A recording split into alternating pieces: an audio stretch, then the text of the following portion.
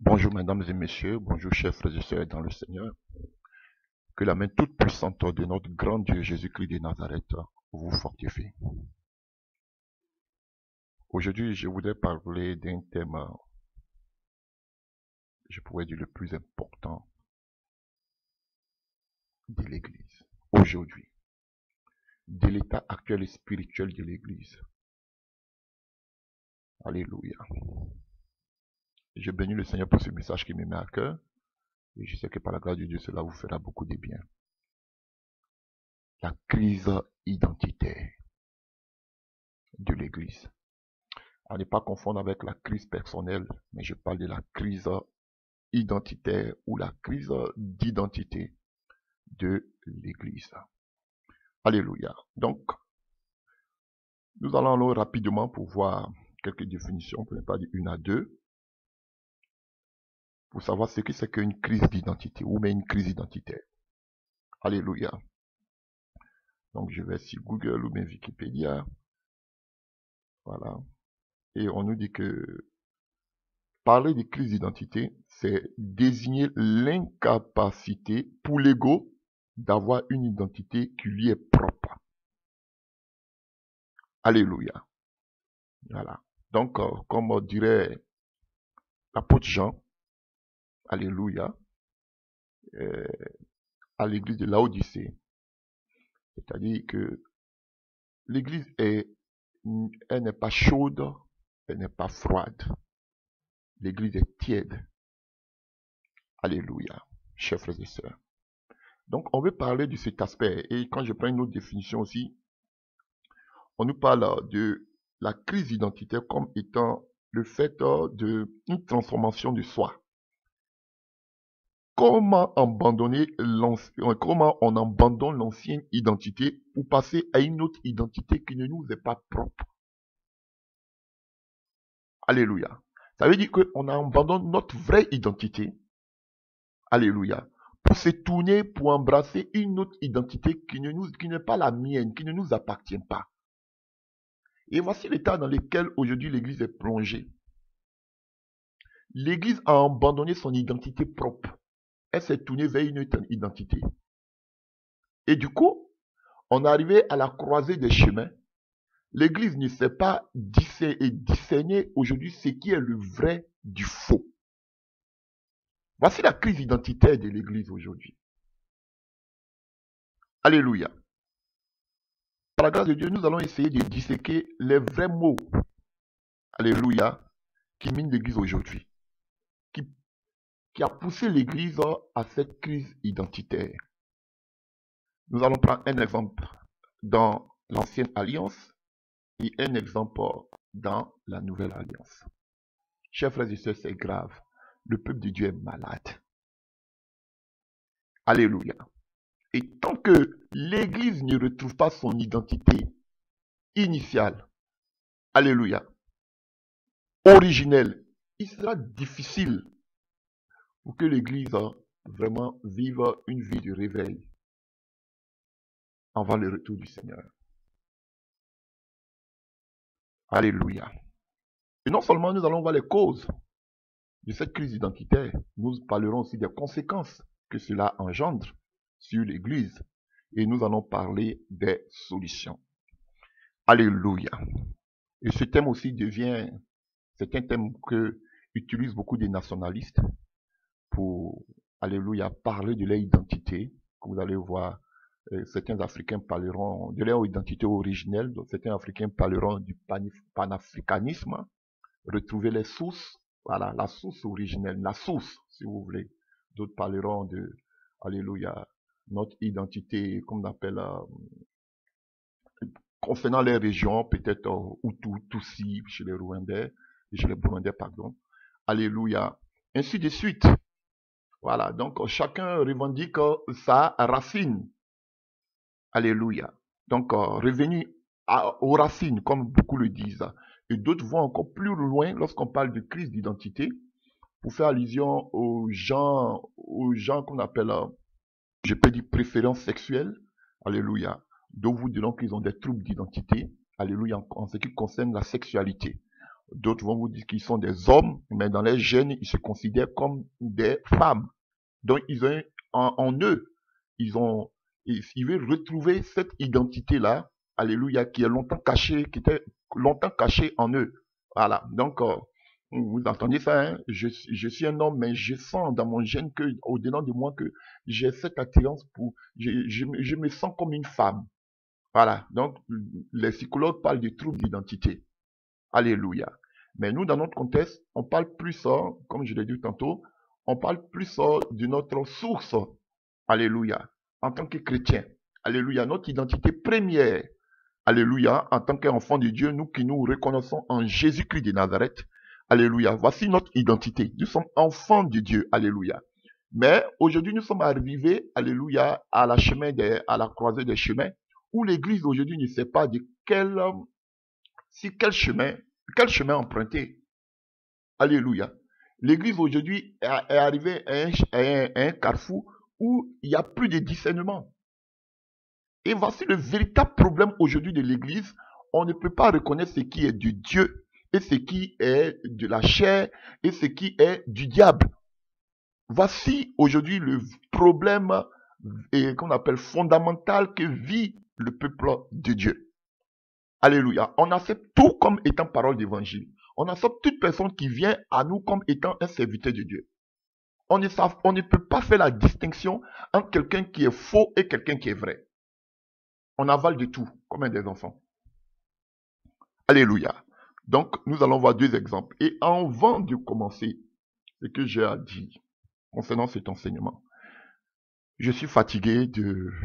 Alléluia. Si je voulais faire le buzz, j'avais simplement besoin de mettre le nom, peut-être, de quelqu'un que je vais dénoncer. Et un grand titre là, et puis voilà. Alléluia. Et puis bon, j'ai des vues, et puis bon, voilà. Mais c'est pas mon but, au fait. Mon but, c'est de pousser les gens par la grâce de Dieu, pas moi. Mais parce que, alléluia, j'ai aussi des défaillances. Alléluia. Mais on n'est pas dans cette optique-là. Parce que si on veut voir qui a péché, qui n'a pas péché, on va jamais s'en sortir de cette situation. Il faut des gens audacieux qui se lèvent et qui disent pas ce qu'ils veulent, mais qui disent au monde entier ce que Dieu les met à cœur. Alléluia. Donc, je voudrais parler rapidement. Alléluia. Je sais que vous me vouez une haine viscérale, mais ça ne va pas m'empêcher de parler. Je voudrais parler rapidement d'un faux prophète. Je dis que c'est un faux prophète. Beaucoup le considèrent comme un serviteur de Dieu, mais je dis que ce n'est pas un serviteur de Dieu. Alléluia. Donc, je vais parler de Mohamed Sanogo, de la Côte d'Ivoire, mon pays. Alléluia. Il fait partie de ce clan-là, alléluia, des gourous, tels que Karambiri, tels que Mathieu Tounazi, et bon, ils sont nombreux, hein, et Castano et autres. Alléluia. Donc, je voudrais dire que, alléluia, vous voyez chacun d'eux, à commencer même par le gourou Karambiri, chacun d'eux, vous avez vu comment Dieu les expose. Alléluia. Et tous essaient d'emmener de mauvaises doctrines. Mais Dieu, dans sa grâce, alléluia, permet qu'ils soient dévoilés au grand jour. Même s'ils s'entêtent pour continuer, bon, ils ne peuvent plus faire marche arrière. Voilà. Donc, je le dis toujours, c'est une ruse. Ils attendent le moment opportun pour mettre en exécution les plans machiavéliques. Voilà. Et dans ces temps-ci, on voit que c'est Sanogo maintenant qui a, alléluia, et qui commence maintenant à montrer de plus en plus, alléluia, eux aussi, de plus en plus enseigner aussi de fausses doctrines. Je voudrais lui dire ceci. Si je voulais faire du buzz, j'écrivais ton nom à Mohamed Sanogo, et puis je te disais ce que le Seigneur me met à cœur. Mais même pas à cœur, parce que c'est une révélation que le Seigneur me donne. Claire. Sanogo, tu vends de l'huile. Je vais aller droit au but. Tu vends de l'huile. Tu as de l'huile que tu donnes, je ne sais pas, à tes fidèles ou à ceux qui te suivent. À moins que tu viennes démentir. Tu vends de l'huile. Je ne sais pas, je ne peux pas te dire si tu vends de l'huile ou pas. C'est que si tu donnes de l'huile aux gens. Même si tu le caches. Tu vois, Dieu, il voit les choses cachées. Parce que lui-même, il est la lumière. Je voudrais te dire, cette huile que tu donnes aux gens, tu sais toi, et je sais. Peut-être d'autres le savent. Je n'ai jamais parlé de ton huile. J'avais parlé une fois lorsque j'ai vu quelqu'un qui faisait une délivrance sur les choses qui disaient qu'il a utilisé ton huile. Sinon, à part cela, jamais. Et même ce sont des choses même que je n'en parlais même pas. Donc, ce que je voudrais te dire brièvement, tu sais de quoi est composée cette huile. Tu sais à partir de quoi. Si moi je dis sur les réseaux sociaux, ce que tu as pris pour faire cette huile que tu distribues aux gens ou bien tu vends aux gens là, peut-être que tu vas courir ici pour démentir. Alléluia. Je prends le monde entier à témoin. Mohamed Sanogo de Côte d'Ivoire, du vase des déshonneurs, comme je l'appelle. Tu es déjà un faux prophète. Tu avais bien commencé, hein. Mais comme tu es dans cette clique-là, tu veux devenir grand. Alléluia. Tu vois dans quoi tu es tombé. C'est pour te dire que ton huile que tu utilises là, Dieu te dévoile. Hein. Je sais. Si maintenant tu dis que tu te dis prophète de Dieu, prophète de Baal que tu es, tu t'amuses. Je vais mettre ton nom à Mohamed Sanogo et je dirai publiquement et j'assume à base de quoi tu as fait cette huile-là, cette huile envoûtée mystique que tu as faite là. Alléluia, pour distribuer aux gens. Je vais le mettre publiquement. Je vais l'écrire à Mohamed Sanogo. Tu veux que je fasse du buzz? Je ferai du buzz. Et je vais te dire textuellement ce que tu as mis dans cette huile-là. Donc, si tu veux te repentir, alléluia. Parce qu'apparemment, lorsqu'on t'a dénoncé en ce qui concerne la divinité de Jésus, tu as couru pour aller faire une prédication. Et oui, j'ai écouté cette prédication. Donc, je vois que tu m'écoutes. Donc, écoute cette prédication, écoute ce message que je te donne. Ton huile que tu as là, tu pensais que personne ne pouvait voir, mais Jésus voit. Ton huile là, tu sais ce que tu as pris pour faire cette huile. C'est une huile ténébreuse. Arrête de distribuer cette huile-là aux gens et puis répands-toi. Parce que Dieu t'expose. Voilà, on va me dire tu veux faire la guerre. Je ne dis pas de quoi est composée cette huile. Mais maintenant, si tu penses que tu as du cran, je vais écouter tes prédications dans ces temps-ci. Fais une erreur pour me dire. Dieu t'a dit, expose ce qu'il y a dans cette huile. Tu verras ce que je vais dire. J'attends seulement ta prédication. J'attends seulement que tu réagisses par rapport à là. Je vais exposer de quoi est composée cette huile. Vous tous qui allez écouter, ou bien vous qui connaissez des personnes qui font partie de son assemblée diabolique qu'on appelle le vase des déshonneurs, dites à tous ceux-là que l'huile que le monsieur là leur donne, là, qu'on appelle Mohamed Sanogo, là, c'est une huile ténébreuse. Si je vous dis ce qu'il a pris pour faire cette huile-là, frère, et ils se mettent là en train de faire des enseignements comme si ce sont des bons serviteurs de Dieu. Faut te repentir, Sanogo. Je te dis, répands-toi. Là où tu as mis les pieds, répands-toi. Voilà. Tu fais des signes maçonniques, mais comme Etunazi.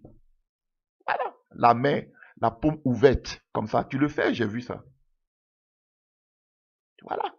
Donc, sans parler de ton, alléluia, de ta conférence que tu voulais faire à l'hôtel Ivoire, des reines, des choses et autres. Mais tu es une véritable occultiste, Sanogo. Sans compter les témoignages que j'entendais de toi dans le passé.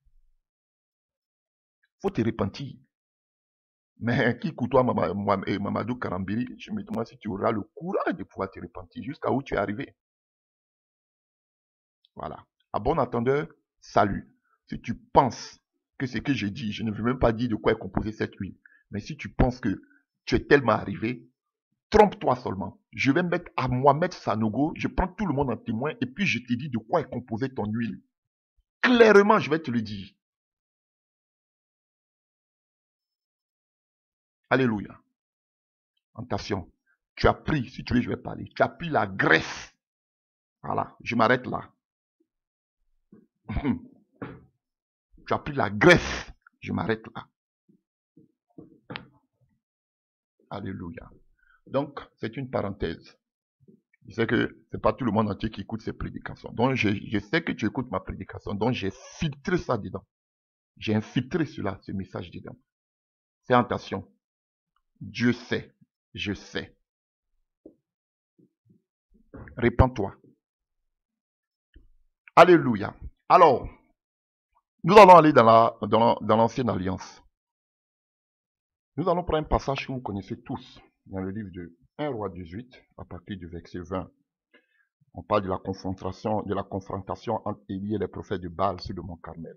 Donc 1 Roi 18 à partir du verset 20. Achab envoyait les messagers à tous les Israélites et ils se rassembla et il rassembla les prophètes sur le mont Carmel.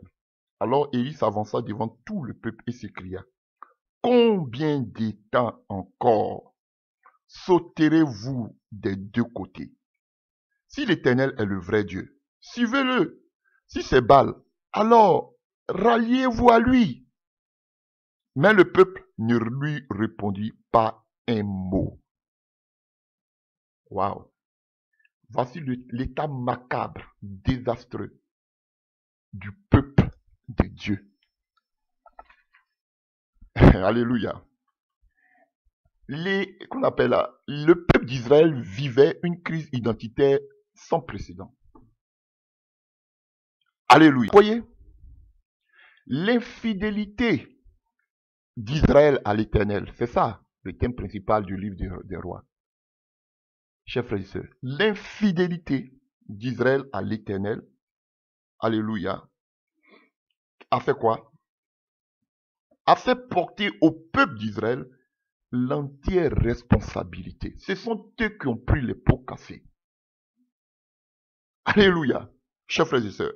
Et le peuple de Dieu a fini à atteindre un point de non-retour. Tout simplement à cause de l'infidélité d'Israël. Même pas d'Israël.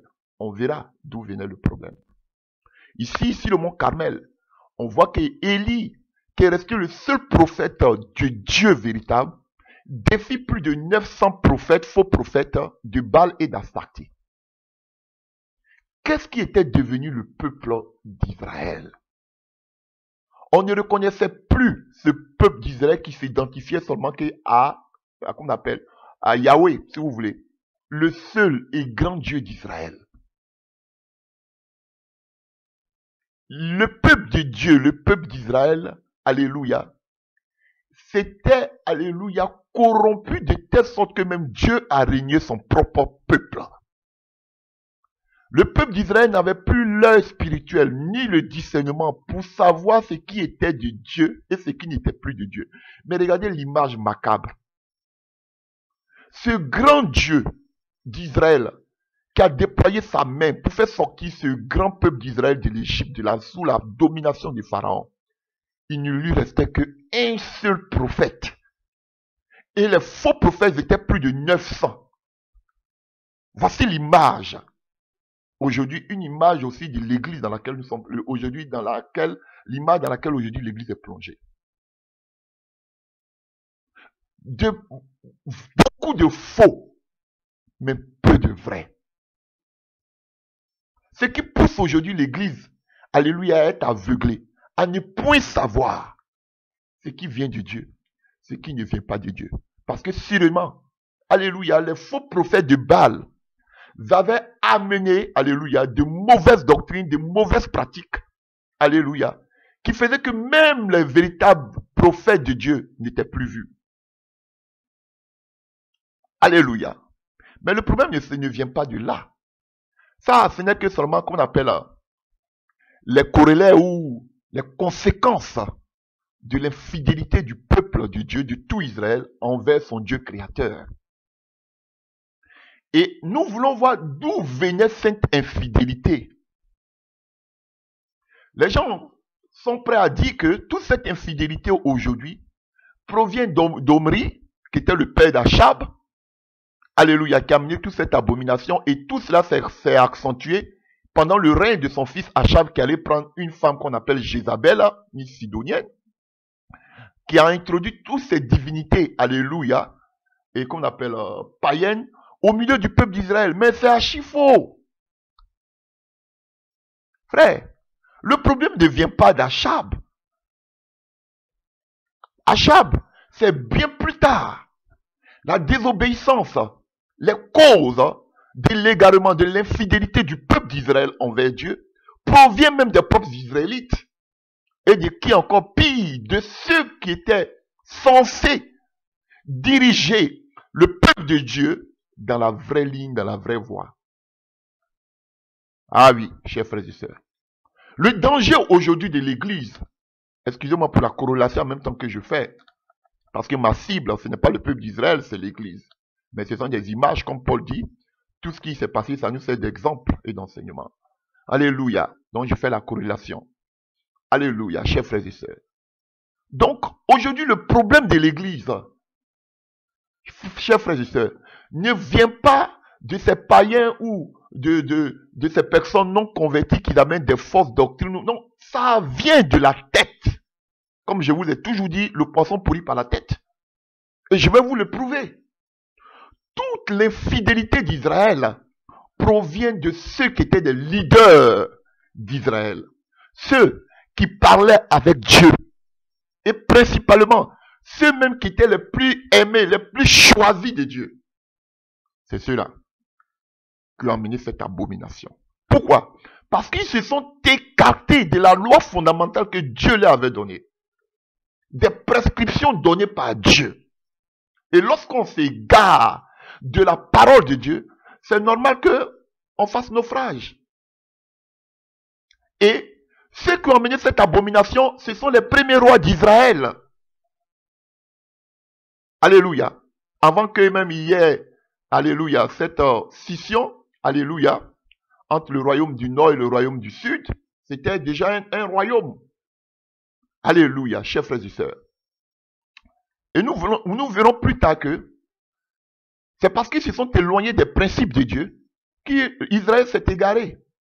Et nous allons voir plus tard que d'autres rois, pour pouvoir rétablir cette crise identitaire, fallait qu'ils reviennent aux sources des lois que Dieu leur avait prescrites. Alléluia. Donc, chers frères et sœurs, le malaise que vivait le peuple d'Israël ne provenait pas d'ailleurs. Ça provenait de la désobéissance à la parole de Dieu. Et de qui est arrivée cette abomination? Nous verrons. Donc, parlant du livre de Rois, le livre de Rois nous parle de toute la royauté du peuple d'Israël jusqu'à sa déportation à Babylone et jusqu'à son retour. Donc, le livre des Rois, ça, on voit que peut-être c'est Samuel ou bien quelqu'un d'autre qui a écrit cela. C'est la continuité du livre de Samuel. Et on voit que cela a été écrit avant et pendant la déportation du peuple d'Israël. Puisque le livre des Rois même parle jusqu'à, comment on appelle, à ce que Babylone vienne occuper, et qu'on appelle Jérusalem, emporter le peuple de Juda, détruire le temple. On nous parle de tout ça. Alléluia. Et on nous parle du retour. Alléluia. Du peuple d'Israël aussi, un peu. Donc c'est durant toute cette période, avant l'exil et pendant l'exil, qu'a été écrit le livre des Rois. Donc, cette infidélité du peuple de Dieu à Israël a amené ce peuple-là même à l'exil. Le peuple aimé de Dieu. Donc quand on s'éloigne des principes bibliques, c'est sûr qu'on fera naufrage. Aujourd'hui, si l'église est dans le noir, c'est parce qu'on a fait naufrage par rapport à la parole. Alléluia. Donc, beaucoup de rois se sont succédés. Vous voyez, chers frères et sœurs. Et on n'est pas, si vous voyez, vous lisez bien le livre des rois, on nous parle de leur généalogie, de qui sont-ils enfants. Après, on nous parle de leurs actions et on nous parle de leurs faits. On a dit que toutes les actions, tous les actes sont écrits dans le livre des rois. Et point. Alléluia. Et ceux qui étaient les rois les plus abominables, qui ont fait de mauvaises choses, on ne dit pas sur eux. Leur récit n'est pas long. Mais ceux qui ont vraiment marché selon la droiture de Dieu, comme on dit il a fait ce qui était droit aux yeux de Dieu. C'est comme ça, vous voyez dans le livre des rois. On dut beaucoup sur leur récit, parce qu'ils ont envoyé quelque chose d'important dans la vie du peuple d'Israël. Par exemple, Ézéchias, Josias, dont nous allons en parler plus tard. Mais ceux qui étaient des abominables, alléluia, on ne dit pas trop sur leur histoire, parce qu'ils n'ont rien amené à l'existence du peuple d'Israël. Et c'est l'image aujourd'hui de l'église. Alléluia. Aujourd'hui, vos églises sont comme des royaumes. Chacun cherche à gérer son royaume. Et de la manière que vous êtes venus, c'est comme ça que vous allez partir. On va vous oublier plus tard. Parce que vous n'avez rien amené à l'humanité. Vous n'avez rien amené à l'église. Pour le moment, vous avez des grandes bâtisses, comme vous-même vous les dites. Vous avez beaucoup de succursales. Alléluia. Mais lorsque vous allez mourir, on va vous oublier. Voilà pourquoi ils sont en train de s'acharner pour bâtir de grands temples à leur honneur. Comme ça, le jour qu'ils ne seront plus là, on va dire que cela appartient à telle personne, cela c'était le ministère de telle personne, cela était le ministère de telle personne. On a vu des grands aujourd'hui qui avaient des grands ministères, qui sont décédés, mais après leur mort aujourd'hui, on a vu que tout s'est disloqué. C'est ce qui vous arrivera. Voilà pourquoi ils sont aujourd'hui en train d'enfermer leur royaume. Essayer de mettre des bases qui sera leur héritier, qui a bâti des grands temples. Comme ça, demain, ça va rester à leur effigie. Non, vous ne connaissez pas Dieu. Tout cela sera balayé, on va vous oublier. On a même oublié les grands de ce monde. C'est pas vous, on va pas oublier. Parce que vous n'avez rien amené à l'humanité. Vous êtes plutôt venus détruire. Mais comme vous ne pouvez pas détruire aussi l'œuvre de Dieu. Voilà, chers frères et sœurs. Comme beaucoup de rois en Israël. Chacun passait en son royaume. Ils vont dire, moi, c'est pas moi, je vais changer toute la parole de Dieu. Moi, je viens, je fais ma part, je m'en vais. Voilà comment ils raisonnent, comment ils réfléchissent. Et on vous oublie. On écrit, on dit, vos actes et leurs actions sont écrits dans le livre des rois. Ils reposent avec les pères. Point. Et puis on passe au prochain roi. Voilà. Vos églises sont devenues comme des royautés. Chacun cherche à gérer sa royauté. Vous faites du boucan. Mais quand vous allez mourir, on va vous oublier. Vous allez dire, j'ai mes prédications sur YouTube, mais est-ce que vous connaissez la main de Dieu? On vous oubliera. Parce que vous n'avez rien amené à l'humanité. Ça, je vous le dis. Vous n'avez rien amené à l'église. Vous allez dire que oui, par mes enseignements, mais vos enseignements, Dieu va les balayer. Et on dira, il était une fois, et puis on n'en parle plus.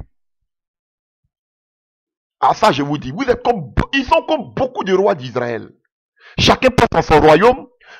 Du temps de ma royauté, je voudrais avoir la paix, et après ma royauté, chaque roi va passer à lui. Et voilà, chers frères et sœurs.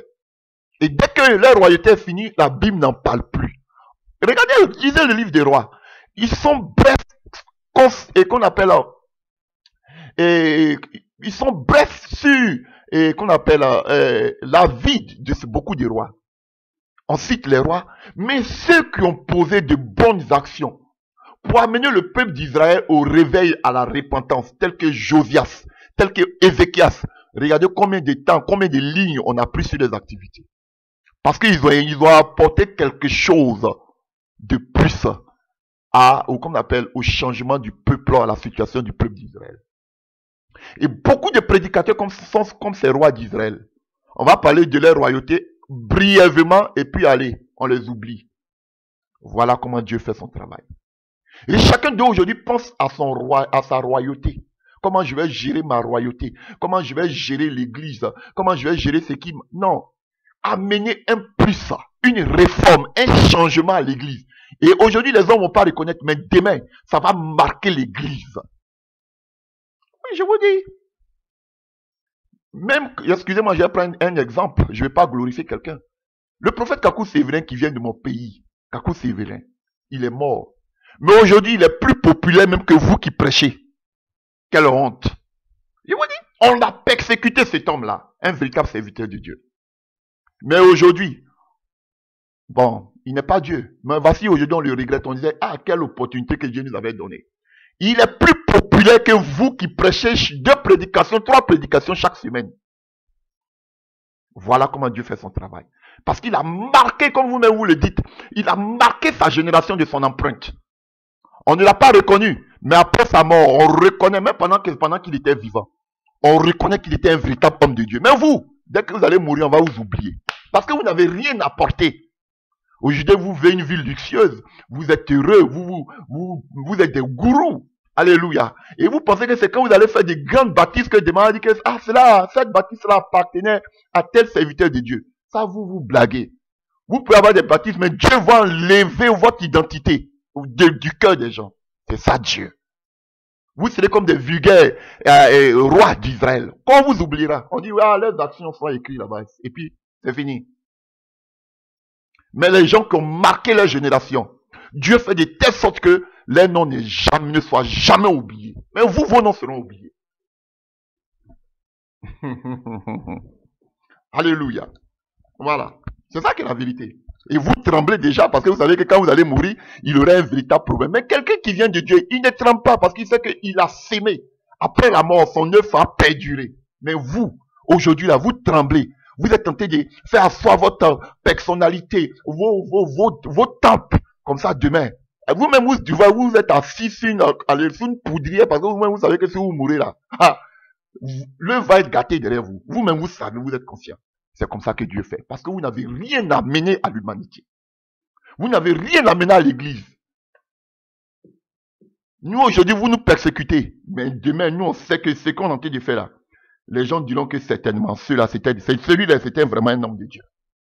On ne cherche pas aujourd'hui à avoir l'approbation des hommes. Même après notre mort, on reconnaîtra qu'on était vraiment des serviteurs de Dieu.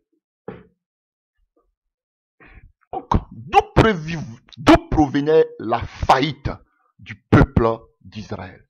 Cela va plus loin que ce que vous pensez. Et pour cela, on va voir la première loi. D'où venait le premier problème du peuple d'Israël? Ça vient de là-haut. Ne cherchez pas ailleurs.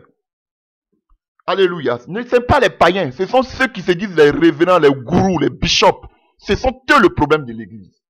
Et c'était le même problème d'Israël. Allons-y dans le livre de Deutéronome. Ça, c'était la loi relative, alléluia, à la royauté. Alléluia. Deutéronome 14 et 18, Deutéronome 17 à partir du verset 14. Le roi.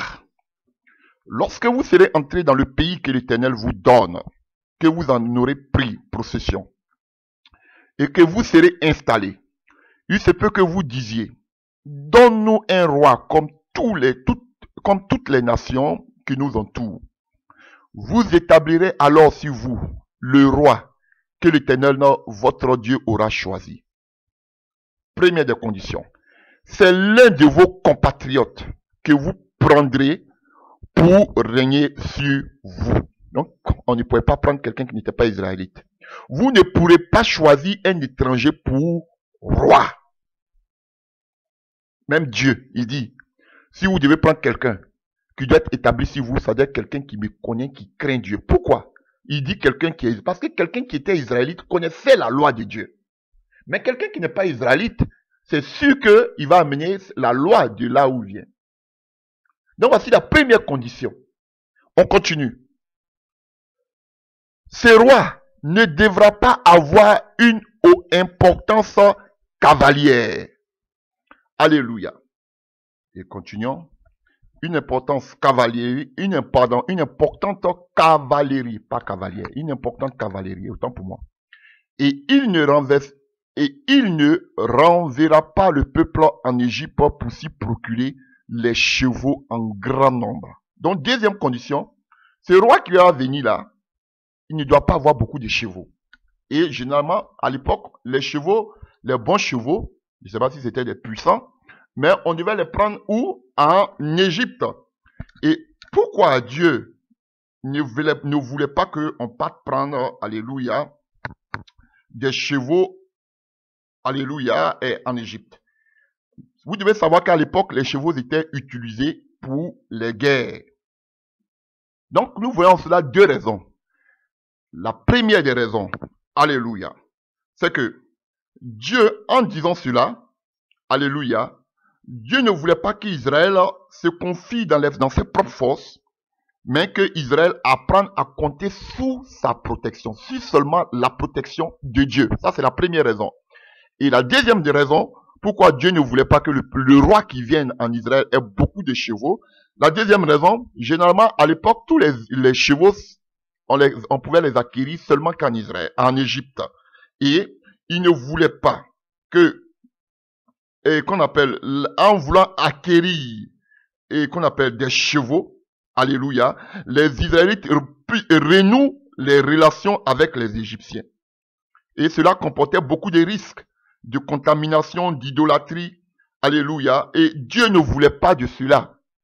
Voilà, donc la première raison, c'est que Dieu voulait que Israël compte seulement que sur sa protection, et deuxième des raisons, en voulant aller payer des chevaux en quantité en Égypte, où ils étaient déjà esclaves, ils vont renouer encore des relations avec l'Égypte. Et cela encore risque d'amener encore qu'on appelle, le risque d'ouvrir une porte à la contamination, à l'idolâtrie. Donc, voilà pourquoi il ne voulait pas de cela. Continuons.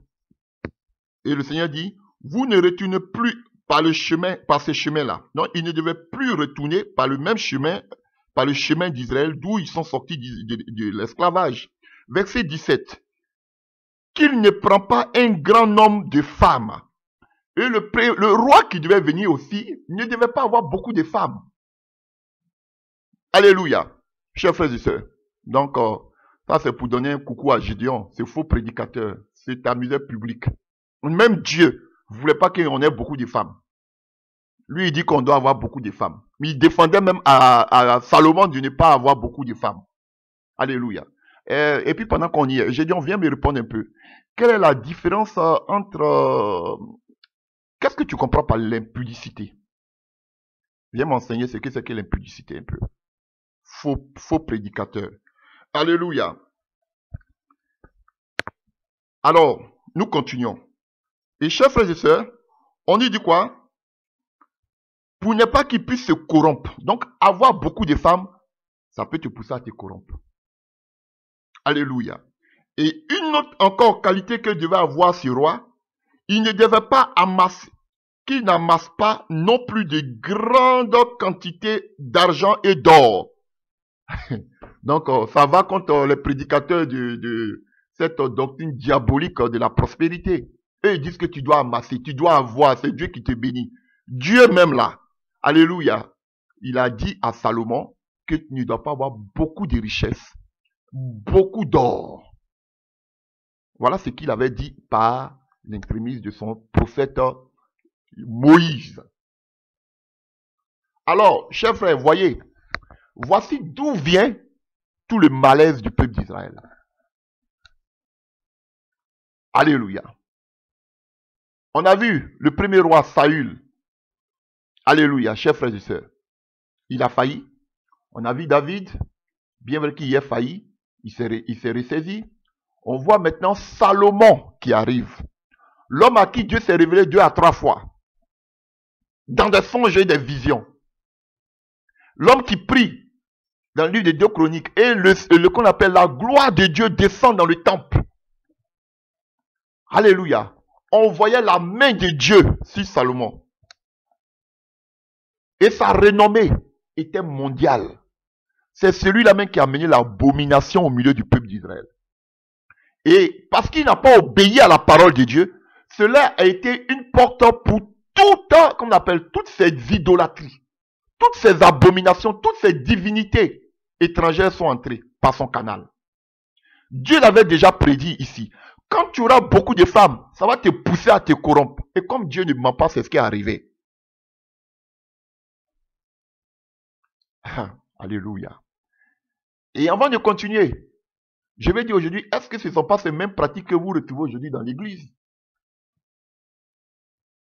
Aujourd'hui, ils portent tous des alliances, des bagues. Mais ce sont tous des pasteurs impudiques qui vivent dans l'adultère. Ils sont nombreux.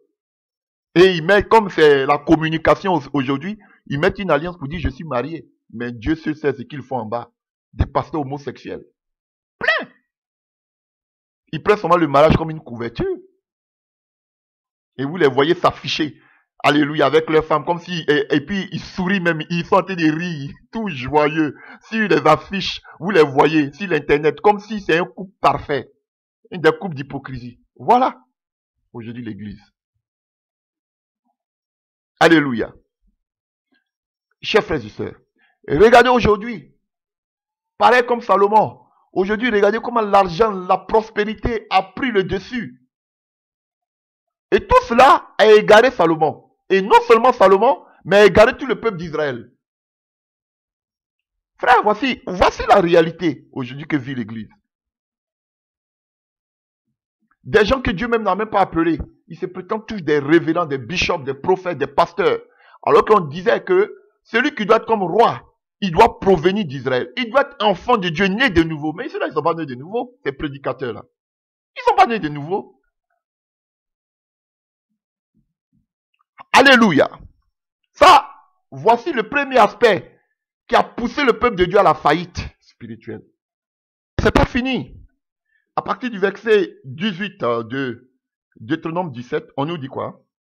Quand il accédera au trône, il écrira sur un livre pour son usage personnel une copie de cette loi que lui communiqueront les prêtres lévites.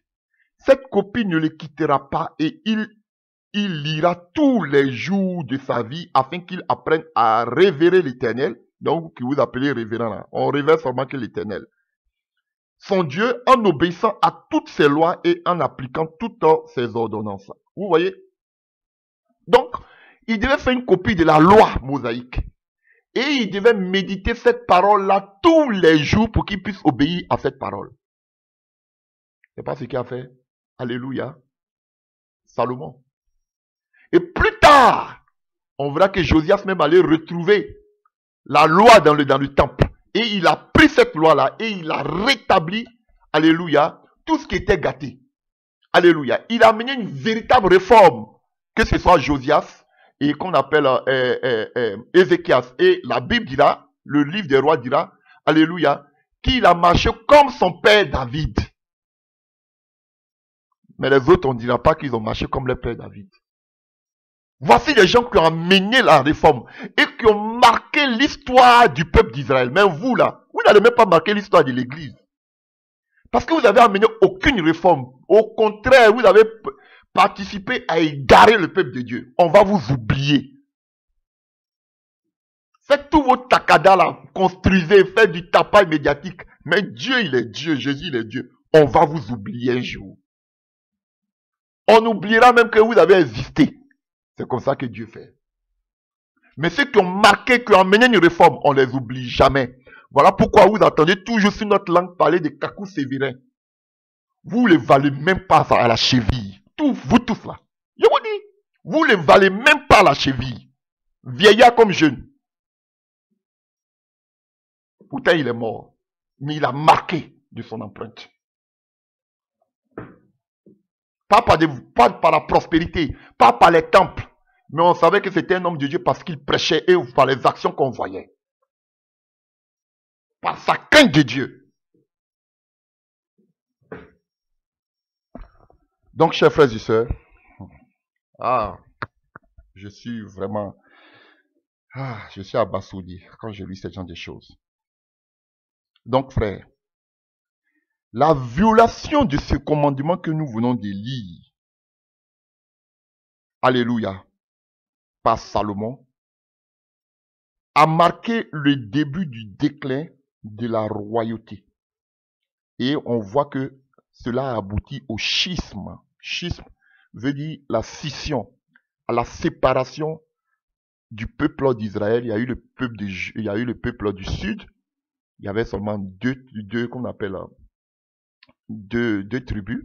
Et tous les autres 10 tribus là, ils étaient en Israël là-bas, de l'autre côté au nord. À cause du péché. Alléluia, de Salomon. Et le péché du roi, c'est le péché du peuple. Il entraînait tout le peuple d'Israël dans l'idolâtrie. Donc ne pensez pas que, ou comme l'église est malade, si on ne revient pas à l'authenticité de la parole, ne pensez pas que cela va aboutir. Écoutez vraiment, je vais commencer l'enseignement sur le prophétique. Vous allez voir une des caractéristiques d'un faux prophète. C'est de montrer, une caractéristique d'un faux prophète, c'est de montrer que tout va bien, que tout le monde est sauvé. Vous les voyez que Dieu est amour. Ça, c'est une des caractéristiques des faux prophètes. Ils prophétisent que le bien, que tout va bien, que tout le monde est sauvé. Ok, on adore tous le même Dieu. Ça, c'est une caractéristique des faux prophètes. Alléluia. Donc, Israël était dans la confusion parce qu'il ne savait plus qui était faux prophète, qui était bon prophète. Et tout ça, par Salomon. Alléluia. Son comportement, Salomon a possédé une grande quantité de chevaux, d'argent et d'or. Et ses nombreuses épouses étrangères l'ont entraîné dans l'idolâtrie. Donc, cela lui a valu le jugement de Dieu, frères et sœurs. Alléluia. Donc, on peut voir d'abord cet aspect. On va lire, on va pas lire tout, mais on va lire. Et quand vous voyez la vie de Salomon, elle est subdivisée en deux. Comporte deux parties. Il a eu de bonnes années que vous pouvez voir dans le livre de 1 roi, de 2 à 10. 1 roi 2, chapitre 2 au chapitre 10. On parle de tout ce que Salomon a fait. Et les mauvaises, il a eu aussi des mauvaises années. Et là, c'était généralement à la fin de son règne. Alléluia, chers frères et sœurs. Voilà le danger. Salomon a bien commencé, mais il a mal terminé. Ça ne dépend pas de celui qui court, chers frères et sœurs. Voilà pourquoi Paul dit, il fait attention de ce qu'à lui-même, après avoir prêché, lui-même aussi, alléluia, il ne soit disqualifié, chers frères et sœurs. Regardez, tous ceux aujourd'hui de qui je parle, je ne connais pas les autres, mais je connais particulièrement deux personnes. Bon, je ne peux pas dire que je les connais à 100%, mais au fait, j'ai vu les débuts de Karambili, j'ai vu les débuts de Mohamed Sanogo. Ils sont nombreux, hein. Bon, je parle d'eux.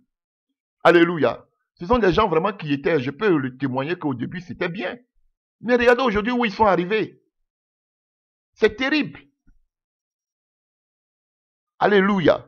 Donc, frère, faisons attention. Faisons attention. Aujourd'hui, on parle de ceux-là, mais nous-mêmes aussi, là, en parlant d'eux, chers frères, on fait attention aussi, parce que aussi, mais Dieu ne permettra pas que je me corrompe jusqu'à ce niveau. Alléluia, chers frères et sœurs. Donc, Salomon, c'est dans sa vieillesse qu'il s'est égaré de Dieu. Alléluia. Voilà. Donc, on peut voir quelques exemples. On va lire rapidement. Alléluia. 1 roi 11. On dit le roi Salomon aima beaucoup de femmes étrangères. Comment on peut aimer beaucoup de femmes? Outre la fille de Pharaon, les Moabites, vous voyez. Et c'est ce que Dieu disait. Il partait prendre les chevaux en Égypte. Il fallait qu'il y ait une bonne relation diplomatique entre lui et le roi d'Égypte. Donc, c'était de façon stratégique. Regardez, il a pris les filles seulement que des rois, de ses ennemis. Alléluia. Les Moabites, les Ammonites, les Odomites. Vous voyez? Alléluia. Les ennemis même d'Israël. Alléluia. Pharaon. On parle de l'Égypte. Les Moabites et les Ammonites, ils descendent de Lot, qui était eu par qu'on appelle, l'insecte. Lot. Alléluia. Et qui encore? On nous parle des Edomites. On parle des Ésaü. Les Sidoniens. On parle de Jézabel. Vous avez vu, chers frères et sœurs? Non, c'est pas lui. C'est pas Achab qui a commencé. C'est qu'on appelle Salomon qui a commencé. Jézabel était Sidonien, non? Alléluia. Voilà. Lui-même, il était allé là-bas déjà. Des Hittites. D'où sortaient les géants, les fils d'Anak. Lui, il allait prendre là-bas aussi. Alléluia. Elle venait de ces nations païennes au sujet desquelles l'Éternel avait dit aux Israélites, vous ne vous initierez pas à elles. Ce que Dieu avait dit de ne pas faire, c'est ce que le roi Salomon avait. Mais les gens voient la royauté de Salomon. Oh, Salomon, l'homme le plus grand, l'homme le plus riche. Mais on ne voit pas la déchéance qu'il a menée en Israël. Parce qu'ils voient tout en l'argent, en prospérité. Et plus on vous parle de l'argent, et en bas, il vous amène l'abomination.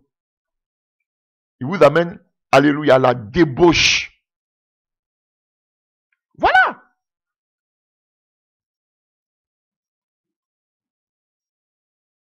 Vous ne vous unissez pas à elles, car elles ne s'uniront pas à vous. Sinon, elles détourneront vos cœurs et vous entraîneront à adorer leurs dieux. C'était ce qui était véridique. Or, c'est précisément à des femmes et à ces nations que s'attacha Salomon, entraîné par l'amour. Ah, l'amour. Il eut 700 épouses de rang princier et 300 épouses de second rang. Et toutes ces femmes détournaient son cœur. En effet, lorsque Salomon fut devenu vieux, vous avez compris, lui c'est dans sa vieillesse, il avait Viagra, c'est maintenant qu'il va chercher femme. Alléluia. Salomon fut devenu vieux, les femmes détournant son cœur vers les dieux étrangers, de sorte que son cœur n'appartient plus sans réserve à l'Éternel son Dieu. Alléluia. Donc, je suis sûr que quand le faux prédicateur qu'on appelle Gédéon, là, il lit ça, il est content. Parce que lui-même, il peut avoir 1000 femmes aussi. Alléluia. À la différence de son père David, il pratiqua, vous voyez, et elles ont poussé à l'idolâtrie. Il pratiqua le culte d'Astarté, la déesse des Sidoniens. et celui de Milcom, l'idole abominable des Ammonites. Il fit ce que l'Éternel considéra comme mal, car il n'obéit pas pleinement à l'Éternel, comme l'avait fait son père David. À cette époque, Salomon, oh Jésus, regardez cette abomination. Là même, j'ai la chair de poule. 1 roi 7, 1 roi 11 à partir du verset 7. À cette époque, Salomon, à qui Dieu s'est révélé, 3 fois par le songe, Dieu lui a parlé. Il dit, ah mon fils, tu me crains trop, qu'est-ce que tu veux? Il dit, donne-moi la sagesse. Dieu dit, je ne te donne pas sagesse comme ça, je vais te donner encore richesse. Voilà. Alléluia. On peut bien commencer à faire, personne n'est à l'abri. Je vous l'ai dit, nous là, on ne fait que prier Dieu pour qu'il nous soutienne, nous aide à nous accrocher à sa parole. Personne n'est à l'abri. Si Salomon est tombé, ce n'est pas quelqu'un qui peut épargner. Et pour épargner à ce genre de choses, il faut que nous nous accrochions à la véritable parole biblique. Aujourd'hui, il y a tellement de séduction dans l'église. Alléluia. Je voyais un faux prophète là. Je n'ai même pas dit son nom. Il ne faut pas que je lui donne de la publicité, de la visibilité. Qui est dans sa voiture en Côte d'Ivoire là-bas. Alléluia. Cet efféminé là, qui est toujours centré dans comme un épingle, qui a dessiné les gourous dans son église. C'est que les Tunazi, les Sanogo dans son église disent que ce sont ses pères, qui est dans sa voiture en train de jeter comment vous appelez, des liasses de billets. Oh Jésus, il s'est dit prophète. Qui parle du voyage astral. Alléluia. Donc, vous voyez, chers frères et sœurs, continuons. L'idole abominable des Ammonites. Écoutez, à cette époque, Salomon bâtit sur la colline, à l'est de Jérusalem, un haut lieu pour Kémosh, l'idole abominable des Moab, et pour Milcom, l'idole abominable des Ammonites. Et, alléluia, dans ces hauts lieux-là, on sacrifiait des bébés, on sacrifiait des enfants.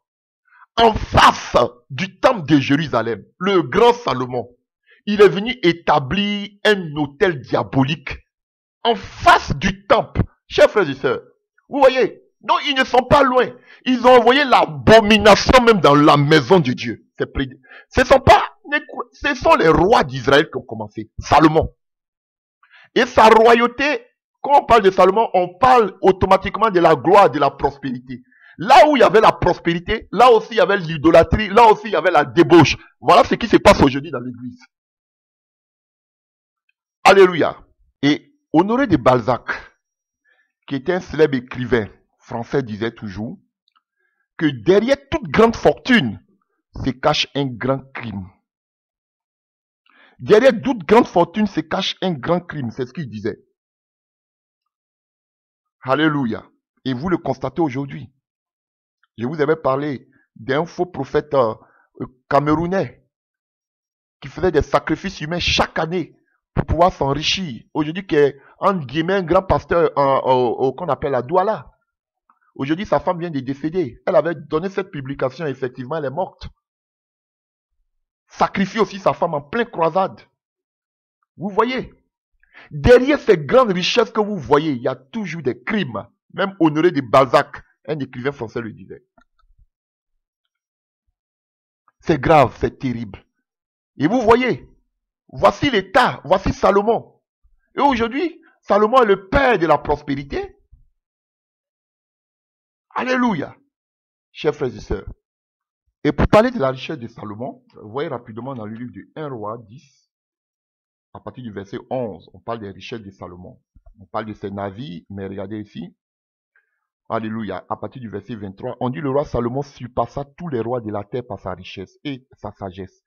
Tous les gens de la terre cherchaient à le rencontrer pour se mettre à l'écoute de la sagesse que Dieu lui avait donnée.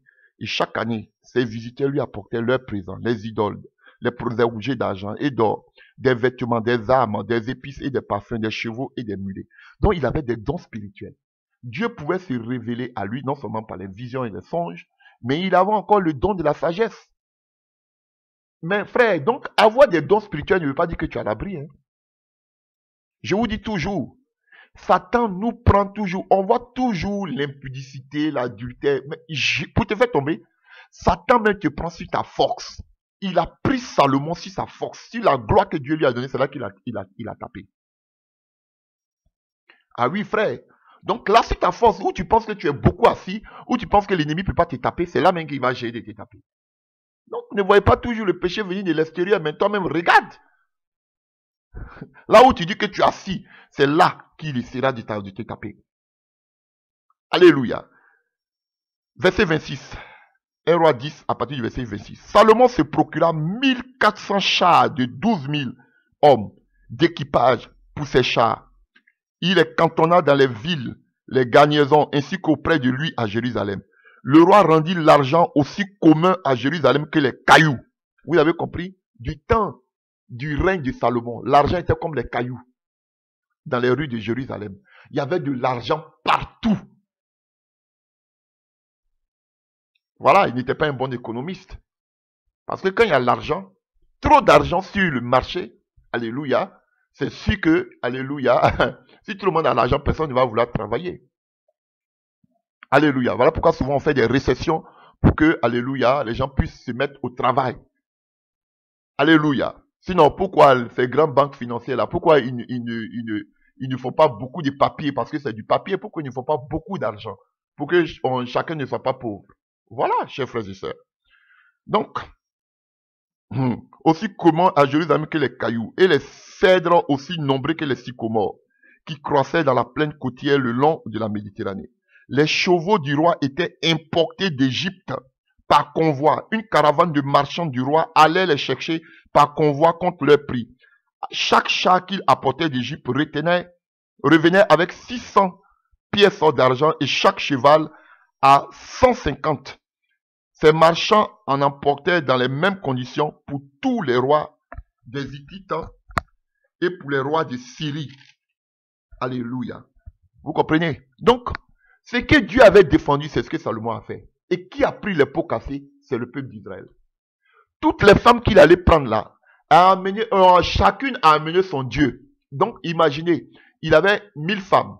Donc, ces 1000 femmes-là amenaient 1000 démons, sans compter que, alléluia, ce sont des légions de démons. Et tout cela a poussé non seulement le roi à l'idolâtrie, mais tout le peuple d'Israël à l'idolâtrie. Donc, ne pensez pas que l'idolâtrie dans l'église vient d'ailleurs. Ça vient de ceux qui sont en haut, ceux qui vous disent, regardez aujourd'hui vos révérends. Ce sont eux qui amènent l'abomination. Ces vieillards, tous ces faux pasteurs que je suis en train de citer, ce sont eux qui ont amené l'abomination dans l'œuvre de Dieu. Ce sont eux. Alléluia. Salomon était prospère. Il vous parle de la prospérité. Ils vont vous parler même de la sanctifinance. Ils mettent la finance au même point d'égalité que, alléluia, la sanctification. Ces mêmes personnes vont vous dire qu'on peut sodomiser sa femme. Voilà l'abomination. D'autres vont vous dire que Jésus n'est pas Christ, Jésus n'est pas Seigneur. Après, ils font les mea culpa. D'autres vont vous parler du voyage astral. D'autres qui sont en France vous parlent de la franc-maçonnerie, du grand architecte de l'univers. Voici les groupes dans l'église. D'autres vont vous parler du culte des anges. Alléluia. Les anges là, ils existent. Mais vous n'avez pas voir dans le Nouveau Testament. C'est vrai qu'on voit dans le Nouveau Testament l'apparition des anges.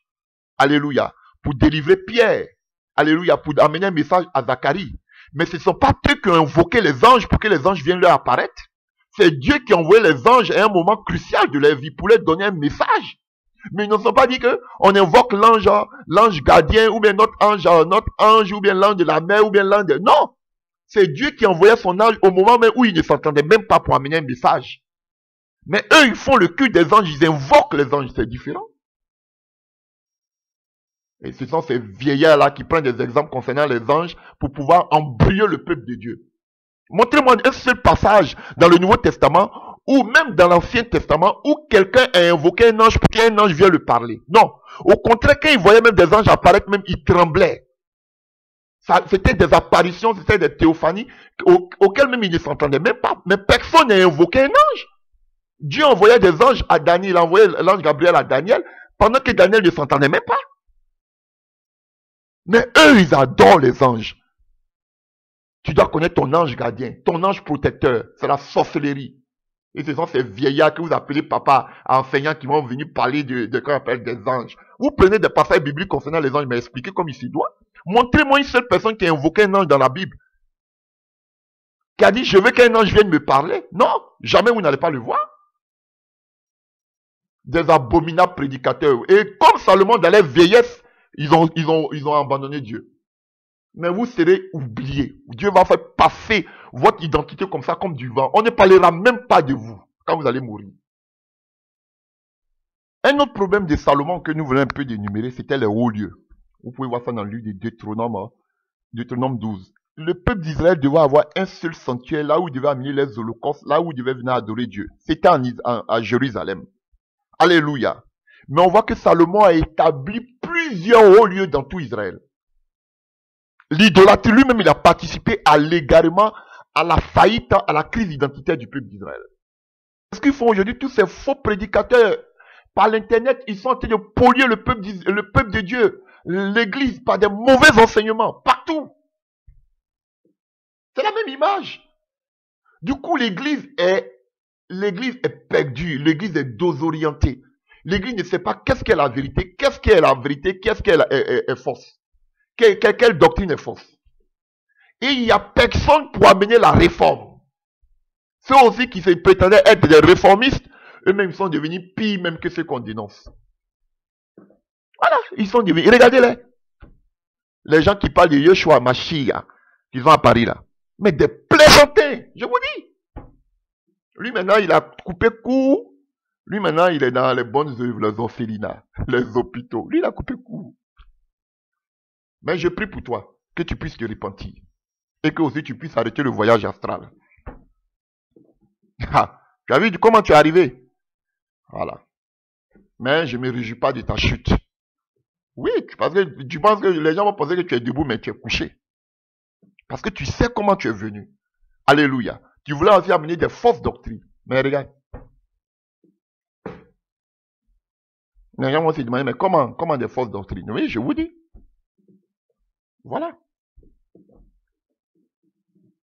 Quelqu'un qui a un problème à la vie de l'esprit. Et vous pouvez voir ça dans le livre de 1 Roi 3, à partir du verset 1 jusqu'à, alléluia, au verset 2, ou même au verset 3, de 1 Roi 3. Vous allez voir que Salomon, lui-même aussi, il a adoré sur les hauts lieux. Et c'est à Gabaon même que, s'il y a un haut lieu, que Dieu même s'est une fois révélé à lui. Donc, chers frères et sœurs, on va lire rapidement les sanctions, et nous allons passer à autre chose. Nous allons continuer. Donc, 1 Roi 11, à partir du verset 9. L'Éternel qui était apparu 2 fois, vous voyez, il est apparu 2 fois à Salomon, s'irrita contre lui parce que son cœur était détaché de l'Éternel, le Dieu d'Israël. Il lui avait pourtant donné ses ordres sur ce point, lui défendant de s'attacher à des dieux étrangers. Mais Salomon désobéit aux ordres de l'Éternel. Alors l'Éternel lui dit, puisque tu te conduis ainsi et que tu n'as pas respecté mon alliance et les ordres que je t'avais ordonnés, je t'arrache la royauté et je la donnerai à l'un de tes sujets. Toutefois, à cause de ton père David, je n'accomplirai pas cette menace de ton vivant, mais j'arracherai le royaume à ton fils. Alors, je ne lui enlèverai pas tout le royaume. Je lui laisserai une tribu, vous voyez, une tribu, à cause de mon serviteur David et à cause de Jérusalem, la ville que j'ai choisie. Plus tard, quand Salomon meurt, on voit que lors du règne de son fils, Dieu scinde le royaume d'Israël en deux. Jéroboam, alléluia, du côté, alléluia, de l'Israël et le fils de, on appelle de Salomon du côté de Juda. Et on voit que Jéroboam aussi qui vient va établir des hauts lieux à Bethel pour empêcher que le peuple d'Israël aille adorer à Jérusalem. Vous avez vu? Donc, cette affaire de hauts lieux a continué. Puisque Salomon, il a établi des hauts lieux, même en face du temple de l'Éternel. Alléluia. Et tout cela a plongé le peuple d'Israël dans cette crise identitaire. Ils avaient tellement l'habitude d'adorer même et les faux dieux même qu'ils ont oublié le peuple d'Israël. Alléluia, chers frères et sœurs. Tout s'est accentué lorsque Achab encore vient au pouvoir. Là, c'était le haut lieu, l'idolâtrie, comme vous voyez aujourd'hui dans l'église. Mais avec la venue de Jézabel, elle a amené maintenant des faux prophètes pour diriger, pour diriger le peuple d'Israël, les enseigner comment adorer ces faux dieux. Vous avez vu, elle a introduit maintenant les faux prophètes. Après l'idolâtrie, maintenant les faux prophètes, déjà il y avait la prospérité qui était là, il y avait l'idolâtrie comme aujourd'hui ça s'est fait dans l'église, maintenant elle a introduit des faux prophètes dans le peuple d'Israël. Ils étaient plus nombreux que les vrais prophètes de Dieu. Et c'est ce que vous constatez aujourd'hui. Et ces faux prophètes aussi prêchaient. Alléluia. Ils faisaient même des miracles. Et chers frères et sœurs, cela a amené la confusion dans le peuple d'Israël. On ne savait plus qui était vrai, qui était faux. Alléluia. Et pour pouvoir ramener le peuple d'Israël sur le droit chemin, il n'y avait seulement que deux solutions. On voit avec le passage que nous avons pris de Élie, il fallait que Élie puisse rétablir l'autel de Dieu. Tant que nous ne revenons pas sous l'authenticité de la parole, il sera difficile. Et vous avez vu que toutes les malédictions qui sont tombées sur Achab, sur Jézabel, que les oiseaux, qu'on appelle les oiseaux, allaient dévorer la personne qui partait contre la parole, tout cela vient de Deutéronome. Tout cela s'est accompli. Toutes les malédictions de Deutéronome que Moïse avait prédit, et toutes ces lois que Moïse avait prédites, toutes ces lois de malédiction se sont accomplies dans la royauté du peuple d'Israël. Alléluia. Donc il y a beaucoup de rois. Alléluia. Beaucoup de rois, quelques autres rois qui avaient qu'on appelle un bilan positif, mais mitigé. Alléluia. D'autres, ils faisaient ce que Dieu considérait comme bon. Alléluia. Mais ils avaient tous un problème. Beaucoup aujourd'hui sont venus, beaucoup de rois aujourd'hui sont venus, ils ont fait ils ont posé de bons actes, comme beaucoup aujourd'hui le font, des bonnes œuvres. Mais il y avait un problème. Pourquoi Dieu, alléluia, ne leur donnait pas beaucoup de crédit? C'est qu'ils ont tous, d'autres ont régné, ils ont fait ce qui est positif, ils ont craint Dieu pendant leur royauté, mais ils avaient un seul problème. Alléluia. Ils n'ont pas fait disparaître les hauts lieux. Voici le problème que Dieu avait avec tous ces rois. Ils sont venus, d'autres ont fait ce qui était droit aux yeux de Dieu, mais ils avaient un bilan tous mitigé. Pourquoi? Parce qu'ils n'ont pas fait disparaître les hauts lieux. Et Dieu ne les considère pas comme des véritables rois. Et c'est ça le problème de l'église. D'autres, on vient aujourd'hui, chacun pense à faire son église, chacun cherche à faire sa cabane, chacun cherche à élever son ministère. Mais c'est que beaucoup aujourd'hui ne veulent pas faire disparaître les fausses doctrines, prêcher contre les fausses doctrines. Voilà le problème de l'église aujourd'hui. Et c'était le même problème qui s'est passé avec les rois d'Israël. Alléluia. On dit, il a fait ce qui était bon aux yeux de Dieu, il a marché comme dans les pas de son père David, il mourut, on l'a enterré avec ses pères. Il a fait ce qui était mal aux yeux de l'Éternel, il mourut, on l'a enterré avec ses pères. Alléluia. Et Dieu ne les considérait pas. Pourquoi? Parce qu'ils n'ont pas détruit les hauts lieux. Et c'est ce qu'aujourd'hui tous ces prédicateurs-là sont en train de faire aujourd'hui sur les réseaux sociaux. Chacun est en train de se battre pour sa chapelle. Chacun se bat pour son ministère. Alléluia. Chacun prêche le message. Notre mission c'est de gagner les âmes. Chacun prêche d'après eux pour gagner les âmes, pour remplir sa chapelle. Mais beaucoup d'entre eux, pour ne pas que dire, eux tous ne combattent pas les mauvaises doctrines. Voici, beaucoup d'entre eux ne détruisent pas les hauts lieux. Vous avez des bilans mitigés. Gagnez toute l'humanité que vous voulez à Christ. Mais si vous ne combattez pas, si vous ne dénoncez pas les hauts lieux, les fausses doctrines, vous êtes des faux prédicateurs, des faux prédicatrices. Voilà. Ils vont vous dire non, on ne doit pas juger. Vous acceptez des hauts lieux, des fausses doctrines dans l'église. Et vous ne dénoncez pas, vous dites non, moi notre mission c'est de gagner les âmes. Mais vous avez un bilan mitigé. Dieu ne vous considère pas. Parce qu'il ne suffit pas seulement de venir à gagner des âmes. Mais on doit dénoncer les fausses doctrines, détruire les hauts lieux. Ce qu'ils n'ont pas fait beaucoup de rois en Israël. Ils venaient, ils pensaient seulement à leur ministère, ils pensaient à leur royauté, mais ils ne détruisaient pas les hauts lieux. Et ils étaient en horreur à Dieu. Voyons quelques exemples. Vous allez comprendre. Vous allez voir vos ministères là. Oh, j'ai un grand ministère, je prêche la parole, mais tu ne dénonces jamais les fausses doctrines. Mais tu n'es pas dans la volonté de Dieu. Gagne des milliers de personnes à Christ. Tu ne dénonces pas les fausses doctrines, mais vous égarez encore les gens davantage. Regardez, 1 Roi 15 à partir du verset 14. Cependant, bien que Asa ait eu un cœur attaché sans partage à l'Éternel. On nous dit qu'Asa était attaché sans partage à l'Éternel. Durant toute sa vie, Mais les hauts lieux ne disparurent pas. Il déposa dans le temple de l'Éternel tous les objets d'argent et d'or et d'autres ustensiles que son père avait consacrés, en y ajoutant tout ce que lui-même consacra. Vous voyez, frère, bien vrai qu'on parle du règne d'Asa sur Israël. Alléluia. Donc il était roi de Juda, chers frères et sœurs. Vous voyez, bien vrai qu'Asa il était attaché de tout cœur à l'Éternel, mais il n'a pas fait disparaître les hauts lieux. Vous voyez, on marque même cela, les hauts lieux. Le but de Dieu, c'est que les hauts lieux puissent disparaître. Mais eux, ils venaient penser seulement à la royauté, et puis c'est fini. Chacun pense, je cherche à gagner des âmes, prêcher la repentance, et ceci, la prospérité, je suis équilibriste. Mais ils ne prêchent pas contre les fausses doctrines. Je vous défie toujours. Combien d'entre vous prêchent aujourd'hui contre le voyage astral? Combien prêchent contre le voyage astral? Qui polluent dans l'église. Vous savez combien de pasteurs font le voyage astral? Vous ne voyez même pas un. Vous dites que vous êtes des prédicateurs. Non, j'ai un grand ministère. Les gens sont gagnés à Christ. Mais vous êtes des faux prédicateurs. Les gens peuvent se convertir par vos prédications, mais si vous ne dénoncez pas les fausses doctrines, vous ne détruisez pas les faux lieux, les hauts lieux, vous êtes des faux prédicateurs. Allons-y. Maintenant, voyons le fils d'Asa qu'on appelait Josaphat.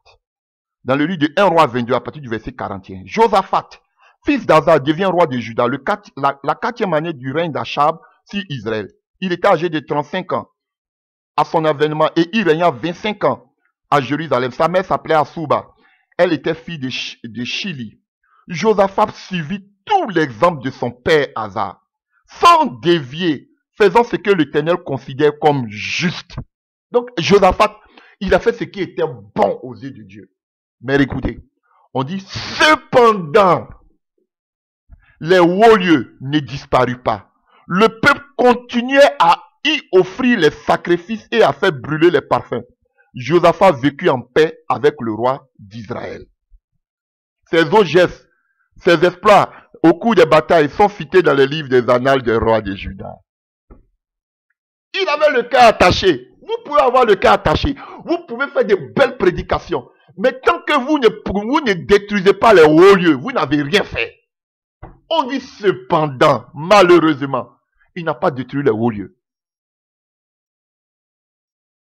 Ayez toutes les églises que vous voulez, toutes les belles prédications que vous voulez, toutes les belles croisades. Si vous ne détruisez pas les mauvais enseignements, vous ne prêchez pas contre les mauvais enseignements, vous ne détruisez pas les hauts lieux, des œuvres occultes, des ténèbres, des mauvaises doctrines dans l'église, mais vous êtes des faux prédicateurs, vous n'avez rien fait. Ça, c'est le deuxième exemple. Et vous avez vu, malgré ces bons actes, le peuple de Dieu continuait le peuple d'Israël continuait toujours à se paganiser. Il continuait à adorer sur des hauts lieux.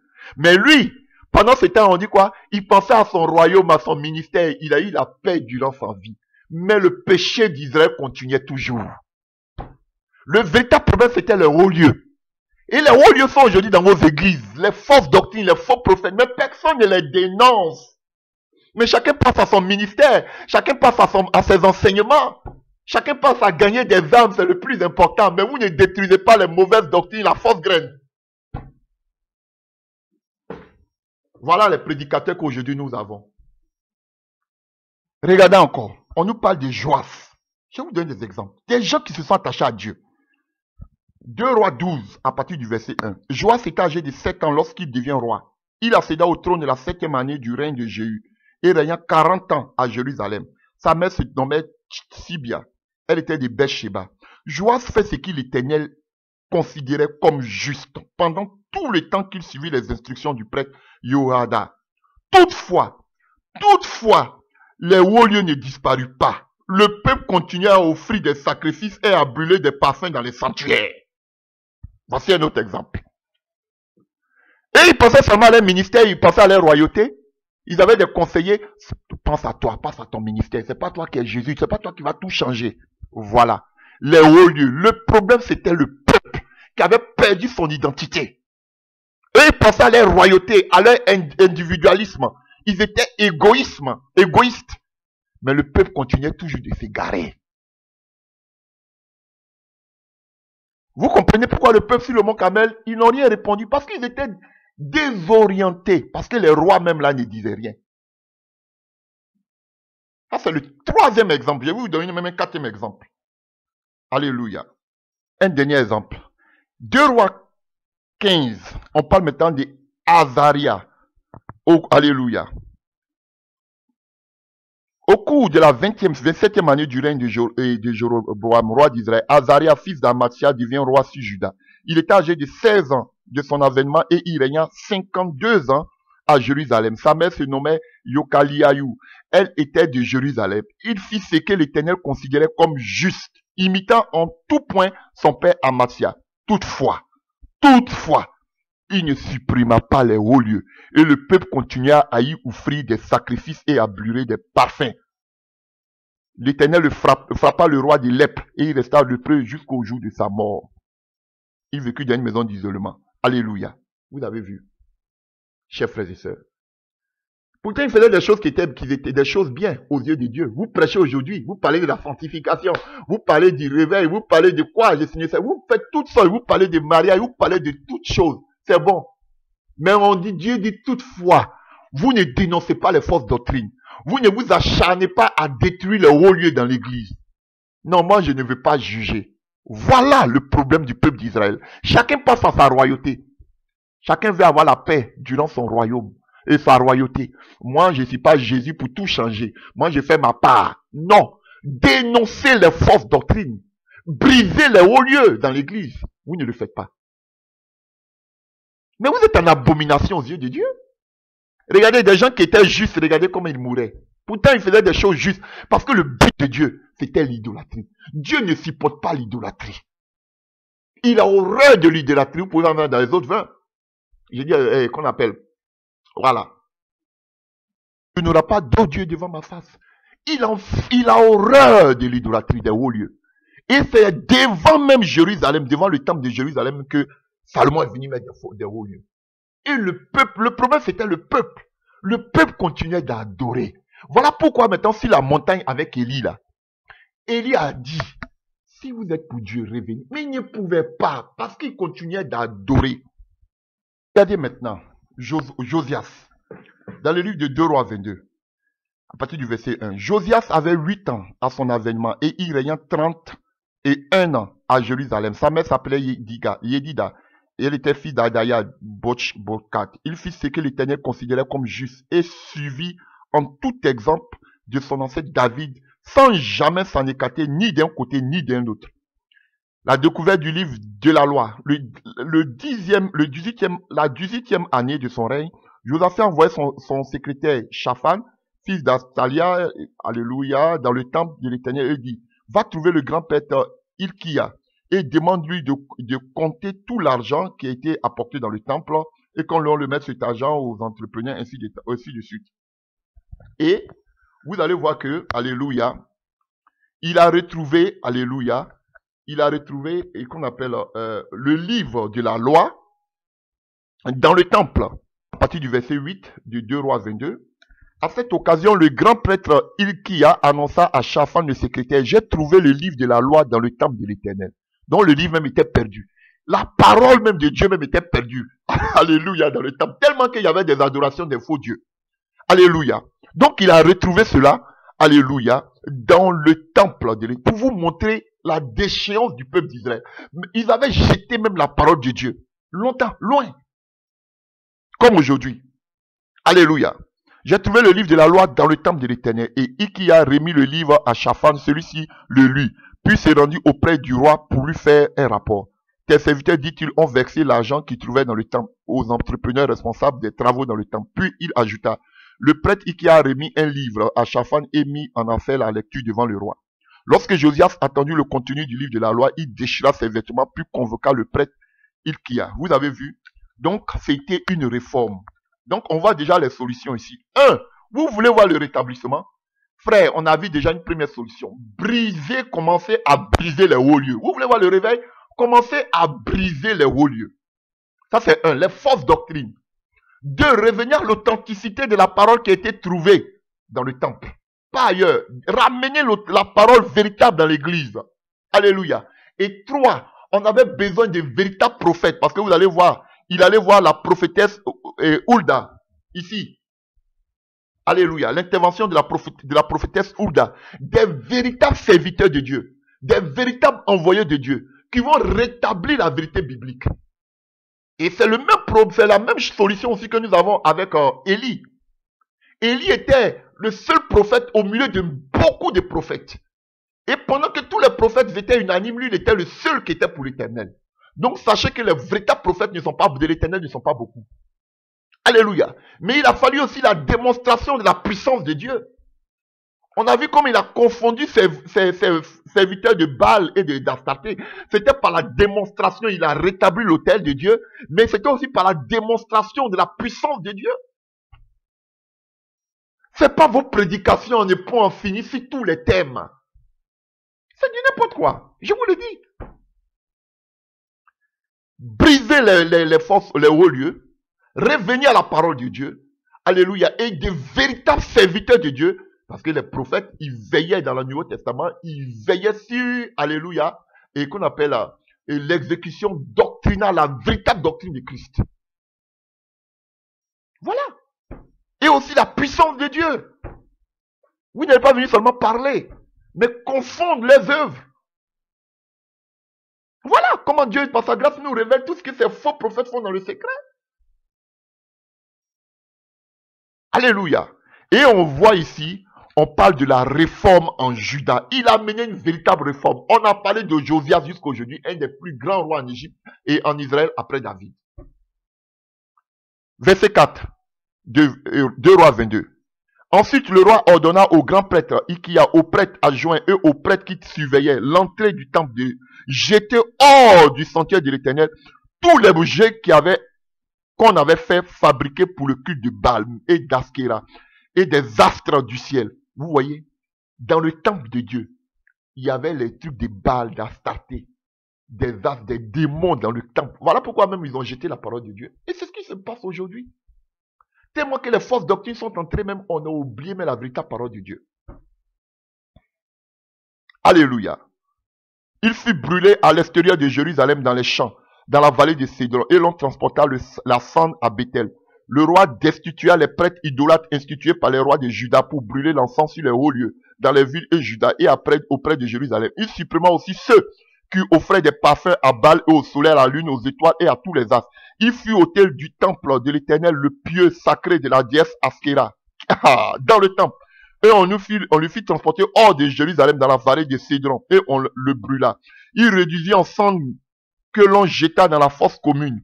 Le roi fit démolir les maisons de prostituées. Il y avait la prostitution sacrée qui se trouvait dans le temple de l'Éternel, comme aujourd'hui. Il y a la prostitution dans l'église, et où les femmes tissaient des robes pour Askéra.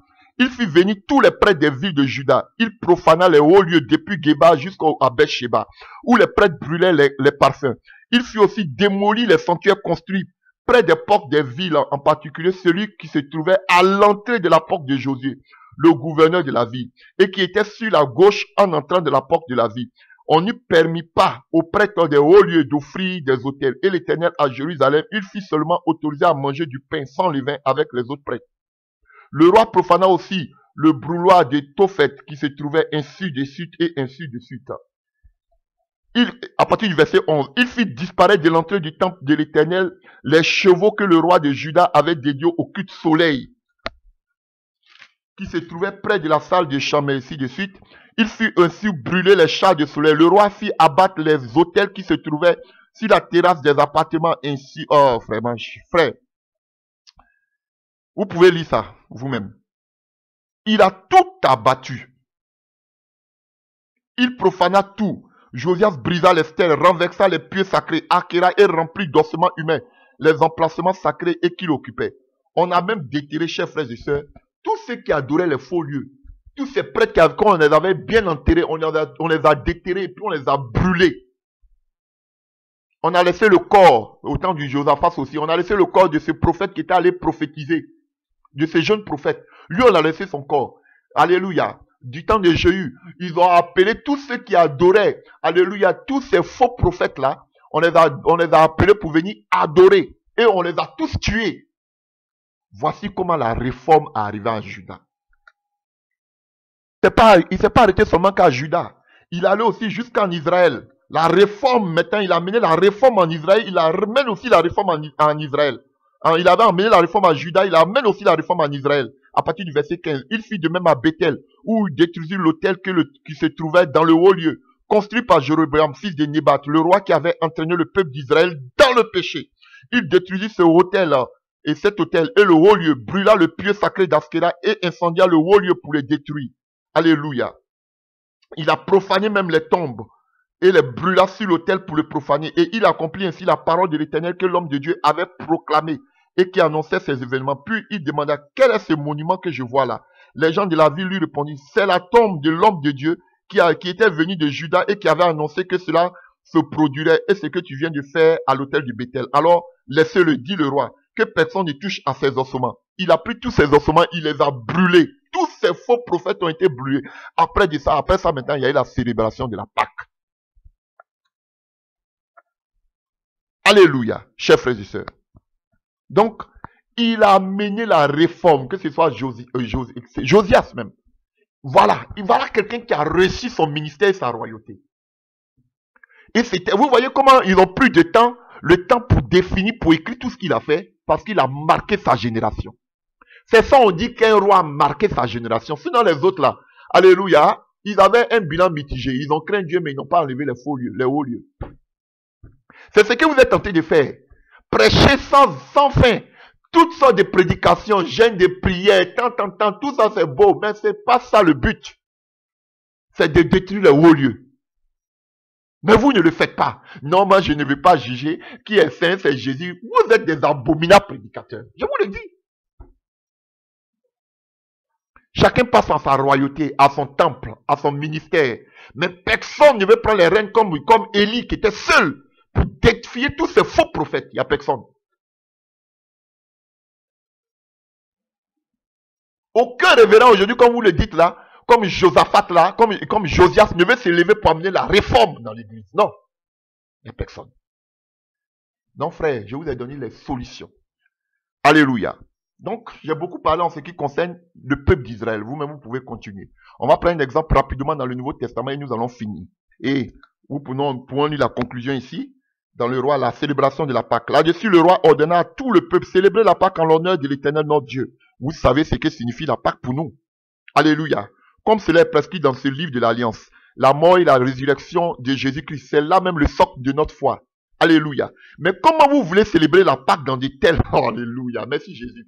Comment vous voulez célébrer la Pâque, la résurrection de Christ, la foi en Christ, dans ce chaos, dans ce tohu-bohu, dans cette idolâtrie, dans ces abominations qui est dans l'église? Comment vous voulez adorer Dieu, adorer Jésus-Christ, parler de la résurrection de Jésus-Christ? Alléluia. C'est qu'il a fini d'abolir tout cela, d'enlever, alléluia, cette abomination au milieu du peuple d'Israël, que maintenant ils ont célébré la Pâque. Mais vous célébrez la Pâque dans le péché, vous célébrez la Pâque dans l'idolâtrie, vous célébrez la Pâque dans des hauts lieux, dans des abominations qui se trouvaient dans le temple, des prostitutions qui se trouvent dans le temple, et oui, célébrer Jésus est ressuscité. Ils vont faire même chant, Jésus est ressuscité. Des abominables prédicateurs qui font de l'huile avec de la graisse. Je ne vais pas parler. Voilà. Et vous dites, vous célébrez la Pâque. Il a fini, Josias a aboli tout cela et maintenant il est venu adorer Dieu, la Pâque. Vous savez ce que représente la Pâque pour nous les chrétiens? Alléluia. C'est là même l'essence même de notre croyance, de notre conviction, de notre foi.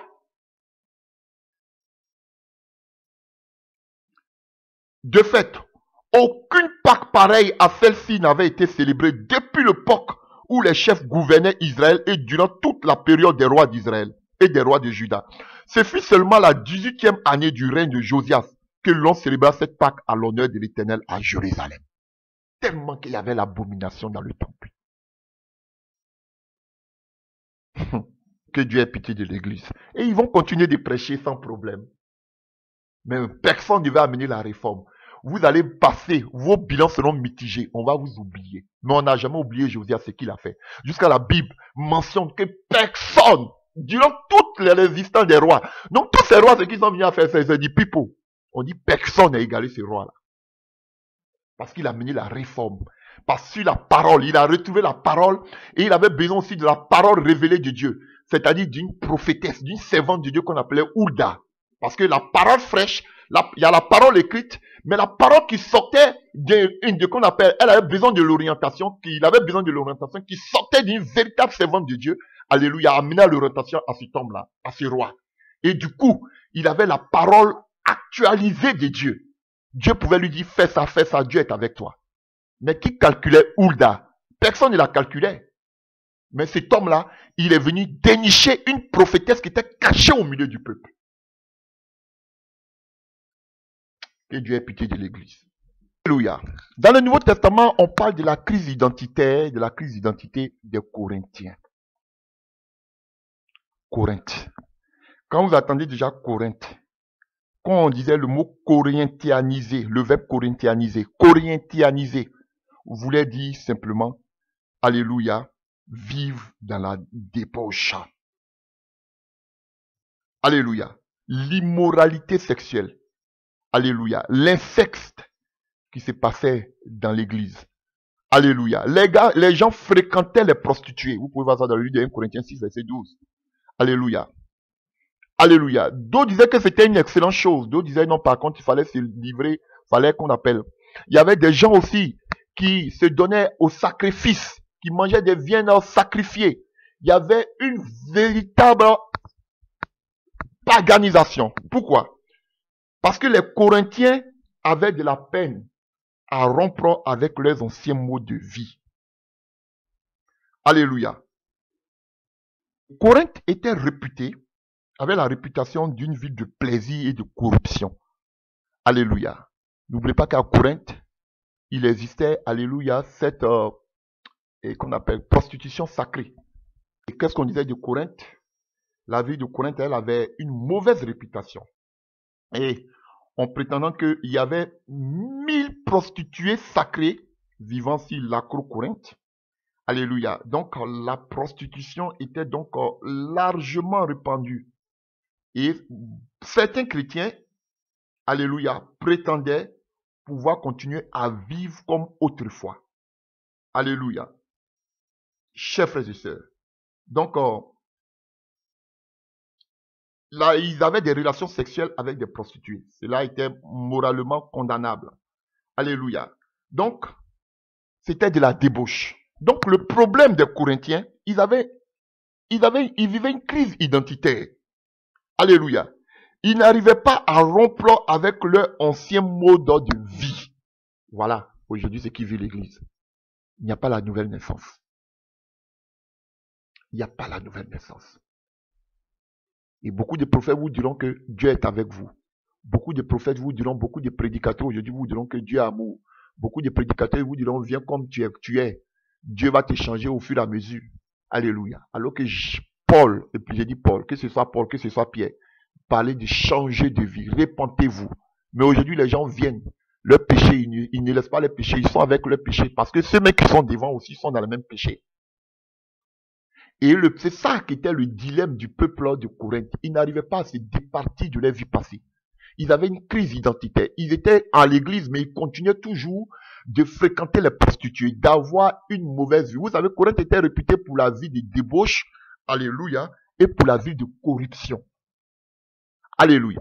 Et quelles sont ces personnes qui ont envoyé, alléluia, et outre cela, Corinthe aussi était plongé, chers frères et sœurs, dans le spiritualisme.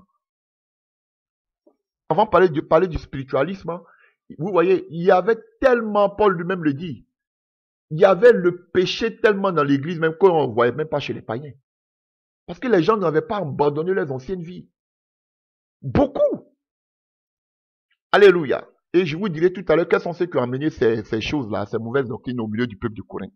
Il y avait aussi cette effervescence spirituelle qui a amené beaucoup de désordre dans l'église. Voilà pourquoi ils ont posé des questions à Paul sur les dons spirituels. Parce qu'il y avait un problème spirituel dans cette église. Il y avait, alléluia, la doctrine, la philosophie, le voyage astral, le spiritualisme qui était entré dans l'église. Alléluia. Parce que les Grecs étaient de vrais occultistes. Et un des problèmes existentiels de l'église de Corinthe, c'était la résurrection. Les Grecs, ils croyaient que l'âme vivait éternellement, mais ils ne croyaient pas que le corps pouvait vivre éternellement. Donc, ils ont combattu la doctrine de Paul sur la résurrection. Parce que pour les Grecs, l'âme vit éternellement, mais le corps ne peut pas vivre éternellement. Mais nous savons que le jour de l'enlèvement, nous allons revêtir de corps glorieux. Ils ont combattu cette doctrine. Parce que ils ne s'étaient pas, alléluia, ils n'avaient pas oublié les anciennes doctrines qu'ils avaient dans le monde. Alléluia, les doctrines philosophiques. Alléluia, qui parlaient de l'immortalité de l'âme. Mais pour eux, le problème, le corps ne pouvait pas vivre éternellement. Voilà pourquoi ils combattaient la doctrine de Paul sur la résurrection. Ils disent, Paul, oui, l'âme peut vivre, mais le corps ne peut pas vivre éternellement. Ah oui, voilà pourquoi vous allez voir beaucoup de prédicateurs qui parlent de réforme. Eux-mêmes, ils ne croyaient pas que pour eux, après la mort, tout le monde reste dans la terre, c'est fini. Même les Grecs croyaient que l'âme vivait éternellement. Mais le problème, c'est qu'ils ne voulaient pas croire que le corps vivait éternellement. Ils ont combattu Paul pour cela. Et outre cela, il y avait la sagesse, alléluia, grecque, la rhétorique. Et ils avaient des secrets de Dieu, comme Paul même l'appelle. Alléluia, cette connaissance spirituelle, alléluia, qui était réservée aux initiés, des cultes mystiques. Ils étaient des occultistes, les philosophes grecs. Alléluia. Et Paul l'appelle souvent la sagesse humaine. Alléluia. La sagesse du monde. Alléluia. Il parle de cela à plusieurs reprises. Alléluia. Dans le livre de Corinthiens. Il s'agissait, chers frères et sœurs, particulièrement de la sagesse en tant qu'éloquence. L'éloquence, le savoir parler.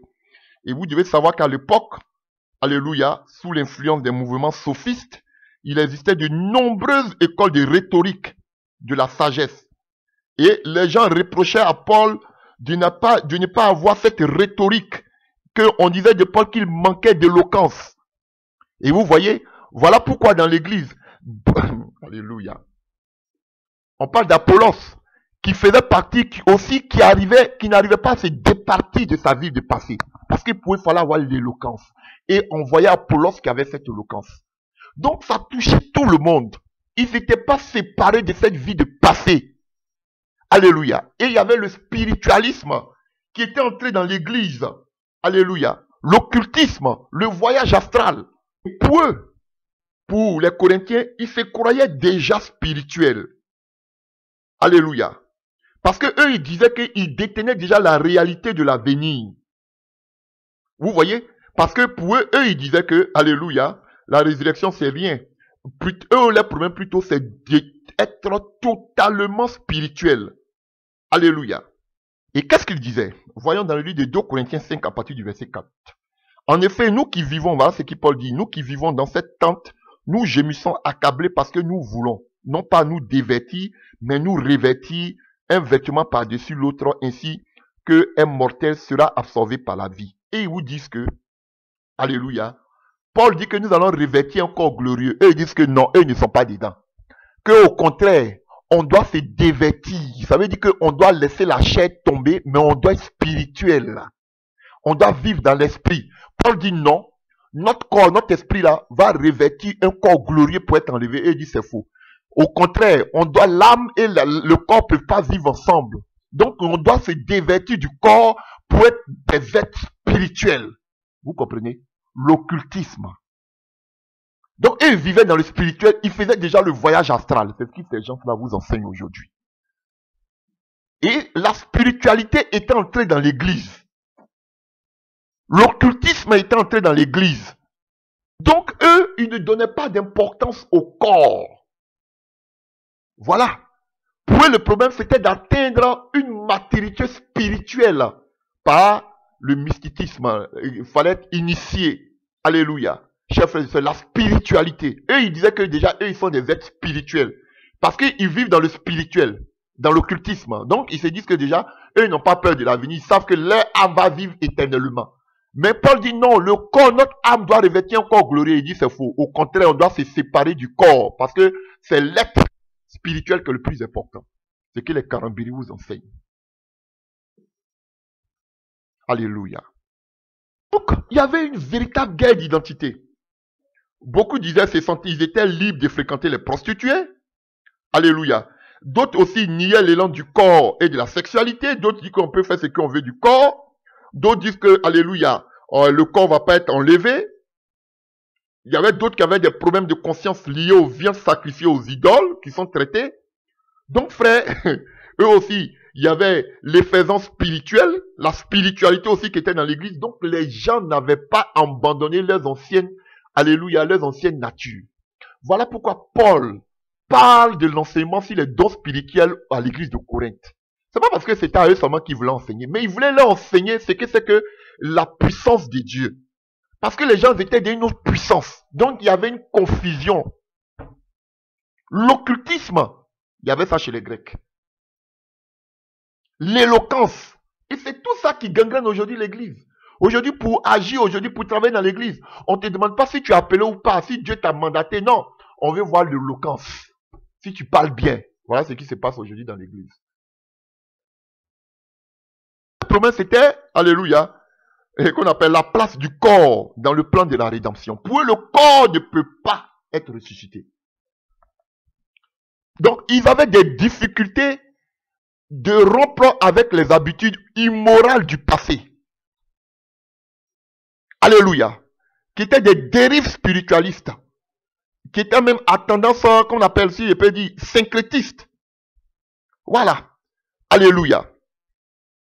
Donc, ça a créé une profonde crise d'identité. La sorcellerie était dans l'église. Alléluia. Donc, ils n'arrivaient pas à ils disaient, donc, il fallait que Paul les enseigne sur la spiritualité, sur la puissance de Dieu, sur les dons spirituels, pour qu'ils puissent comprendre. Donc, frère, vous dites, ils vivaient dans le péché, mais ils parlaient des dons. Non, non, non, non, vous n'avez rien compris. Les gens, ils avaient une crise identitaire. Parce qu'il y avait le spiritualisme qui agissait dans l'église, plus qu'il n'avait jamais été enseigné dessus. Paul n'a pas parlé de dons dans les autres épîtres comme dans l'épître de Corinthe. Parce que c'était une église paganisée. La sexualité, alléluia, les viandes sacrifiées, l'impudicité, qu'on appelle la débauche et qu'on appelle la spiritualité et autres. Ils avaient besoin d'être enseignés là-dessus. Combien de personnes aujourd'hui prêchent sur la spiritualité? Pour définir ce qui est de Dieu, ce qui n'est pas de Dieu. Non. Voilà pourquoi l'église aujourd'hui est dans la confusion, les faux prophètes. Mais on va vous... Ne ratez pas la prochaine prédication. Dieu me permet de préparer la prédication sur les faux prophètes. Comment reconnaître les faux prophètes bibliquement? On va parler du prophétisme. Ceux qui disent qu'il n'y a plus de prophètes aujourd'hui. Et puis, j'ai dit, tu as l'habitude de dire quand il y a un dernier prophète qui vient. Je ne sais pas de quel prophète tu parles. Il y a un prophète majeur qui doit venir. On attend un dernier prophète. De quel prophète tu parles? Le seul prophète que nous on entend là, c'est le faux prophète. Alléluia. Qui va aller s'installer à Jérusalem. Je ne sais pas de quel prophète vous parlez. Karambiri va dire aussi qu'il n'y a plus de prophètes. Ah bon? Il y a beaucoup de faux prophètes, mais il y a aussi de véritables prophètes de Dieu. Qui sont là, ils ne sont pas beaucoup, mais ils sont là aussi. Donc, tout ce que je viens de citer a amené, frère, la discorde, la dissension. Alléluia. Dans l'église, qu'on appelle la schismata. Vous voyez le schisme. Alléluia. Dans l'église. Tout cela, ça a amené. Alléluia. Ils étaient en quête d'identité. Ils avaient besoin d'identification. Alléluia. À la recherche, ils cherchaient des modèles. Alléluia. Ils avaient un véritable problème. Alléluia. C'est pourquoi Paul parle de discernement. Ils avaient besoin de discernement dans cette crise identitaire. Alléluia. Chers frères et sœurs, c'était vraiment un véritable problème. Et Paul, fallait qu'il use vraiment de sagesse pour pouvoir parler à l'église de Corinthe.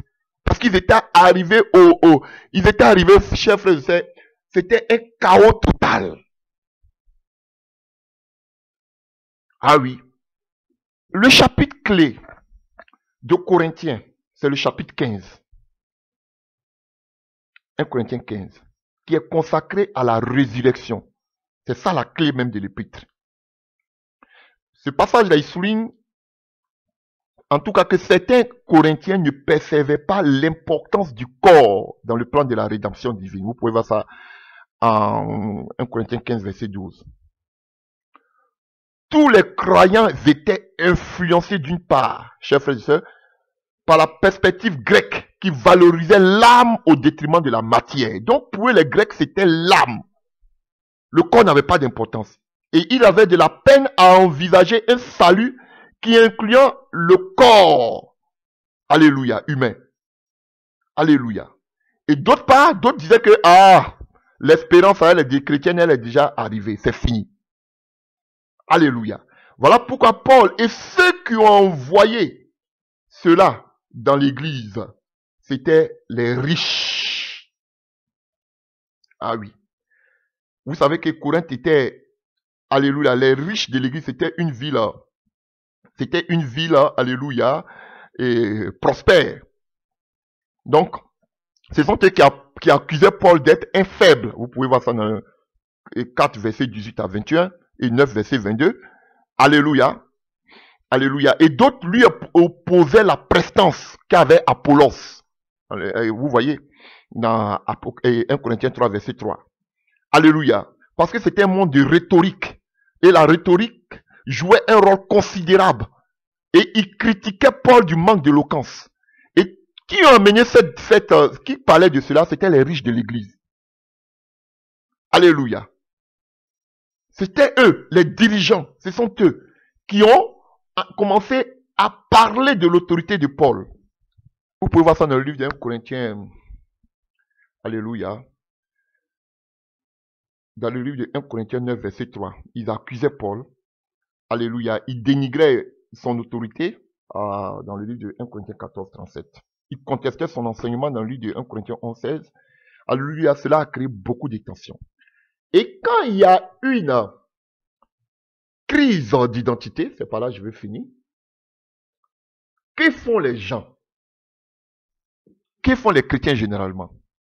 Quand les chrétiens ne savent plus à quel saint se vouer, qu'est-ce qu'ils font? À qui s'identifient-ils? Ils cherchent des modèles. Et quand c'est comme ça, il y a des partis dans l'église. Aujourd'hui, c'est ce que vous voyez. Qu'est-ce qui se passe? Aujourd'hui, ils s'attachent à des pères. Ils s'attachent à des personnes qui sont leurs référents, qui sont leurs exemples. Alléluia. C'était ça le problème du peuple qu'on appelle le peuple, l'église de Corinthe.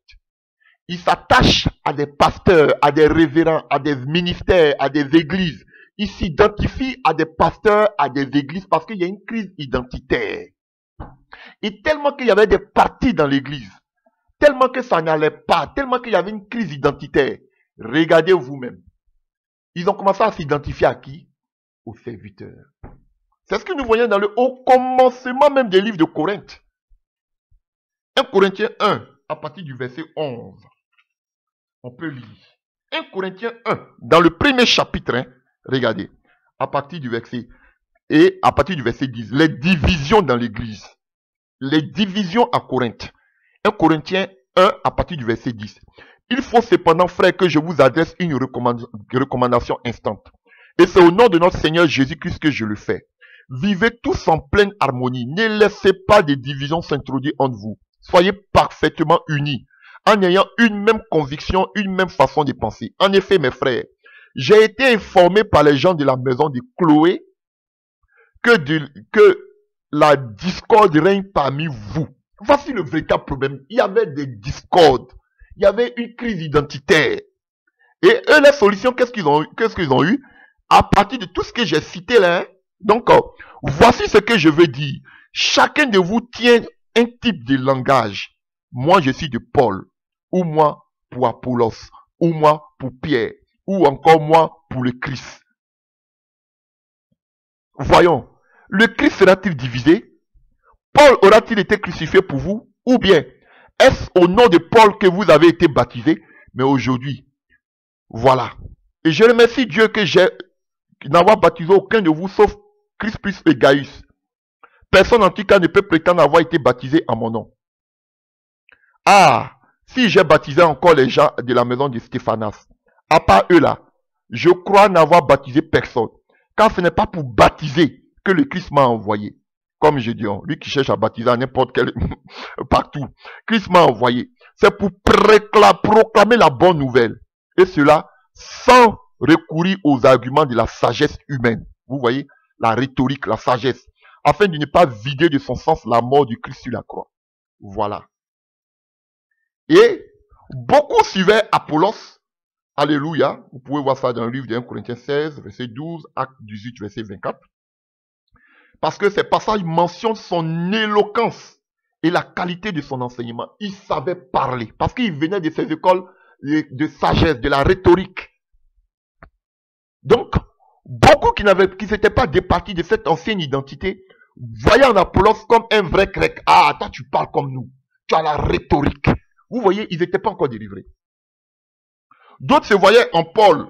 Parce que Paul était le fondateur de l'église, alléluia, alléluia, de l'église de Corinthe. D'autres se voyaient en Pierre. Alléluia. Ou Céphas. Alléluia. Parce qu'ils voyaient en Pierre comme étant quelqu'un qui était auprès de Jésus. D'autres se réclamaient encore de Jésus. Bon, ça encore, je doute. Vous voyez? Donc, frère, voici le problème. Et c'est ce que vous voyez dans l'église. Quand il y a une crise d'identité, les gens, au lieu de se référer à Christ, comme Paul le dit, est-ce que moi, Paul, je suis mort pour vous? Mais aujourd'hui, ces prédicateurs-là veulent que vous jurez seulement que par eux. Parce que pour eux, c'est eux. Ils mettent même Christ à côté. Mais Paul, vous voyez son humilité, il dit, c'est pas moi, Paul, qui suis mort pour vous. C'est Jésus-Christ. Apollos n'est pas mort pour vous. Pierre n'est pas mort pour vous. Et c'est ce que vous voyez aujourd'hui. Les gens ils s'identifient plus par rapport à la parole de Dieu, par rapport à Christ, mais ils s'identifient par rapport à leurs prédicateurs, par rapport à leurs pasteurs, par rapport à leurs révérends. Pour eux, c'est leurs révérends qui sont leurs dieux. Ce sont les pasteurs qui sont leurs dieux.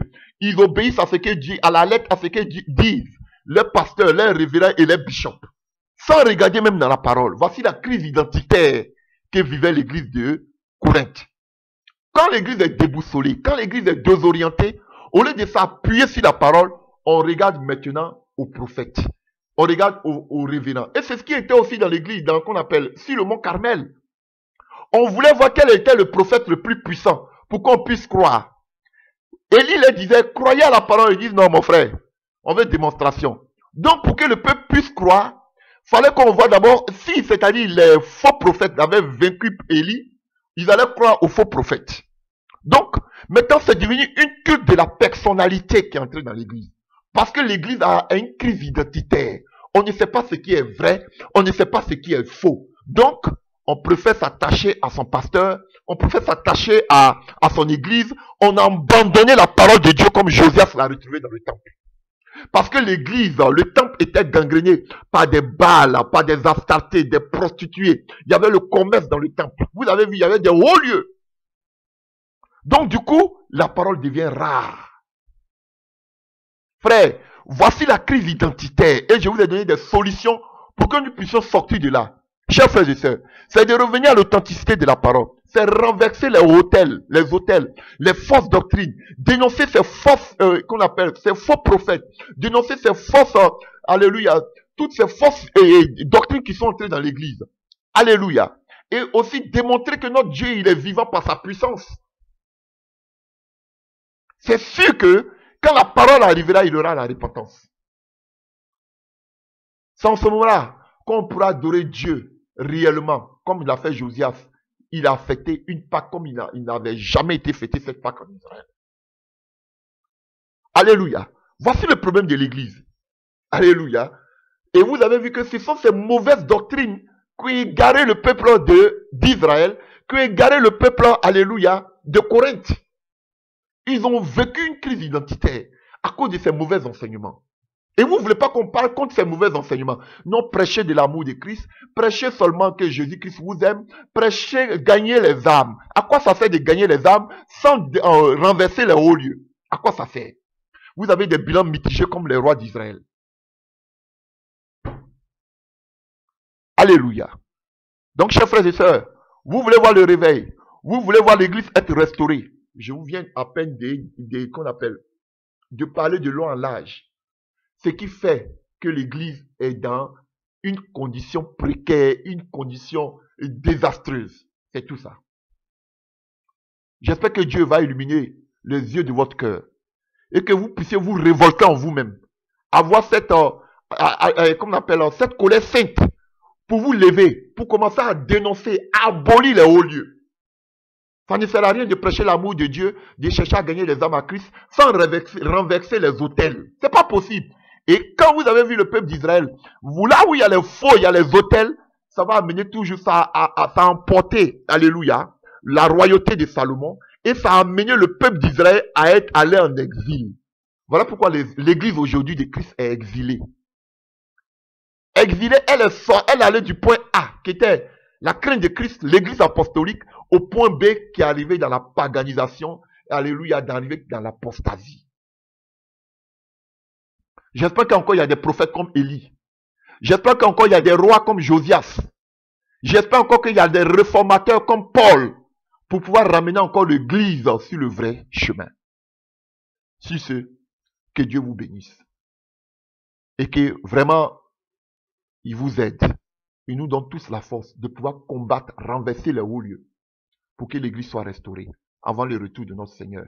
Et je crois, lorsque j'ai fait l'enseignement sur, alléluia, qu'on appelle l'enfant prodige, vous avez vu que l'enfant prodige, il est rentré en lui-même, il s'est repenti, il a dit, je vais vers mon père. Et après cela, le père lui a donné l'anneau, et lui a donné des vêtements.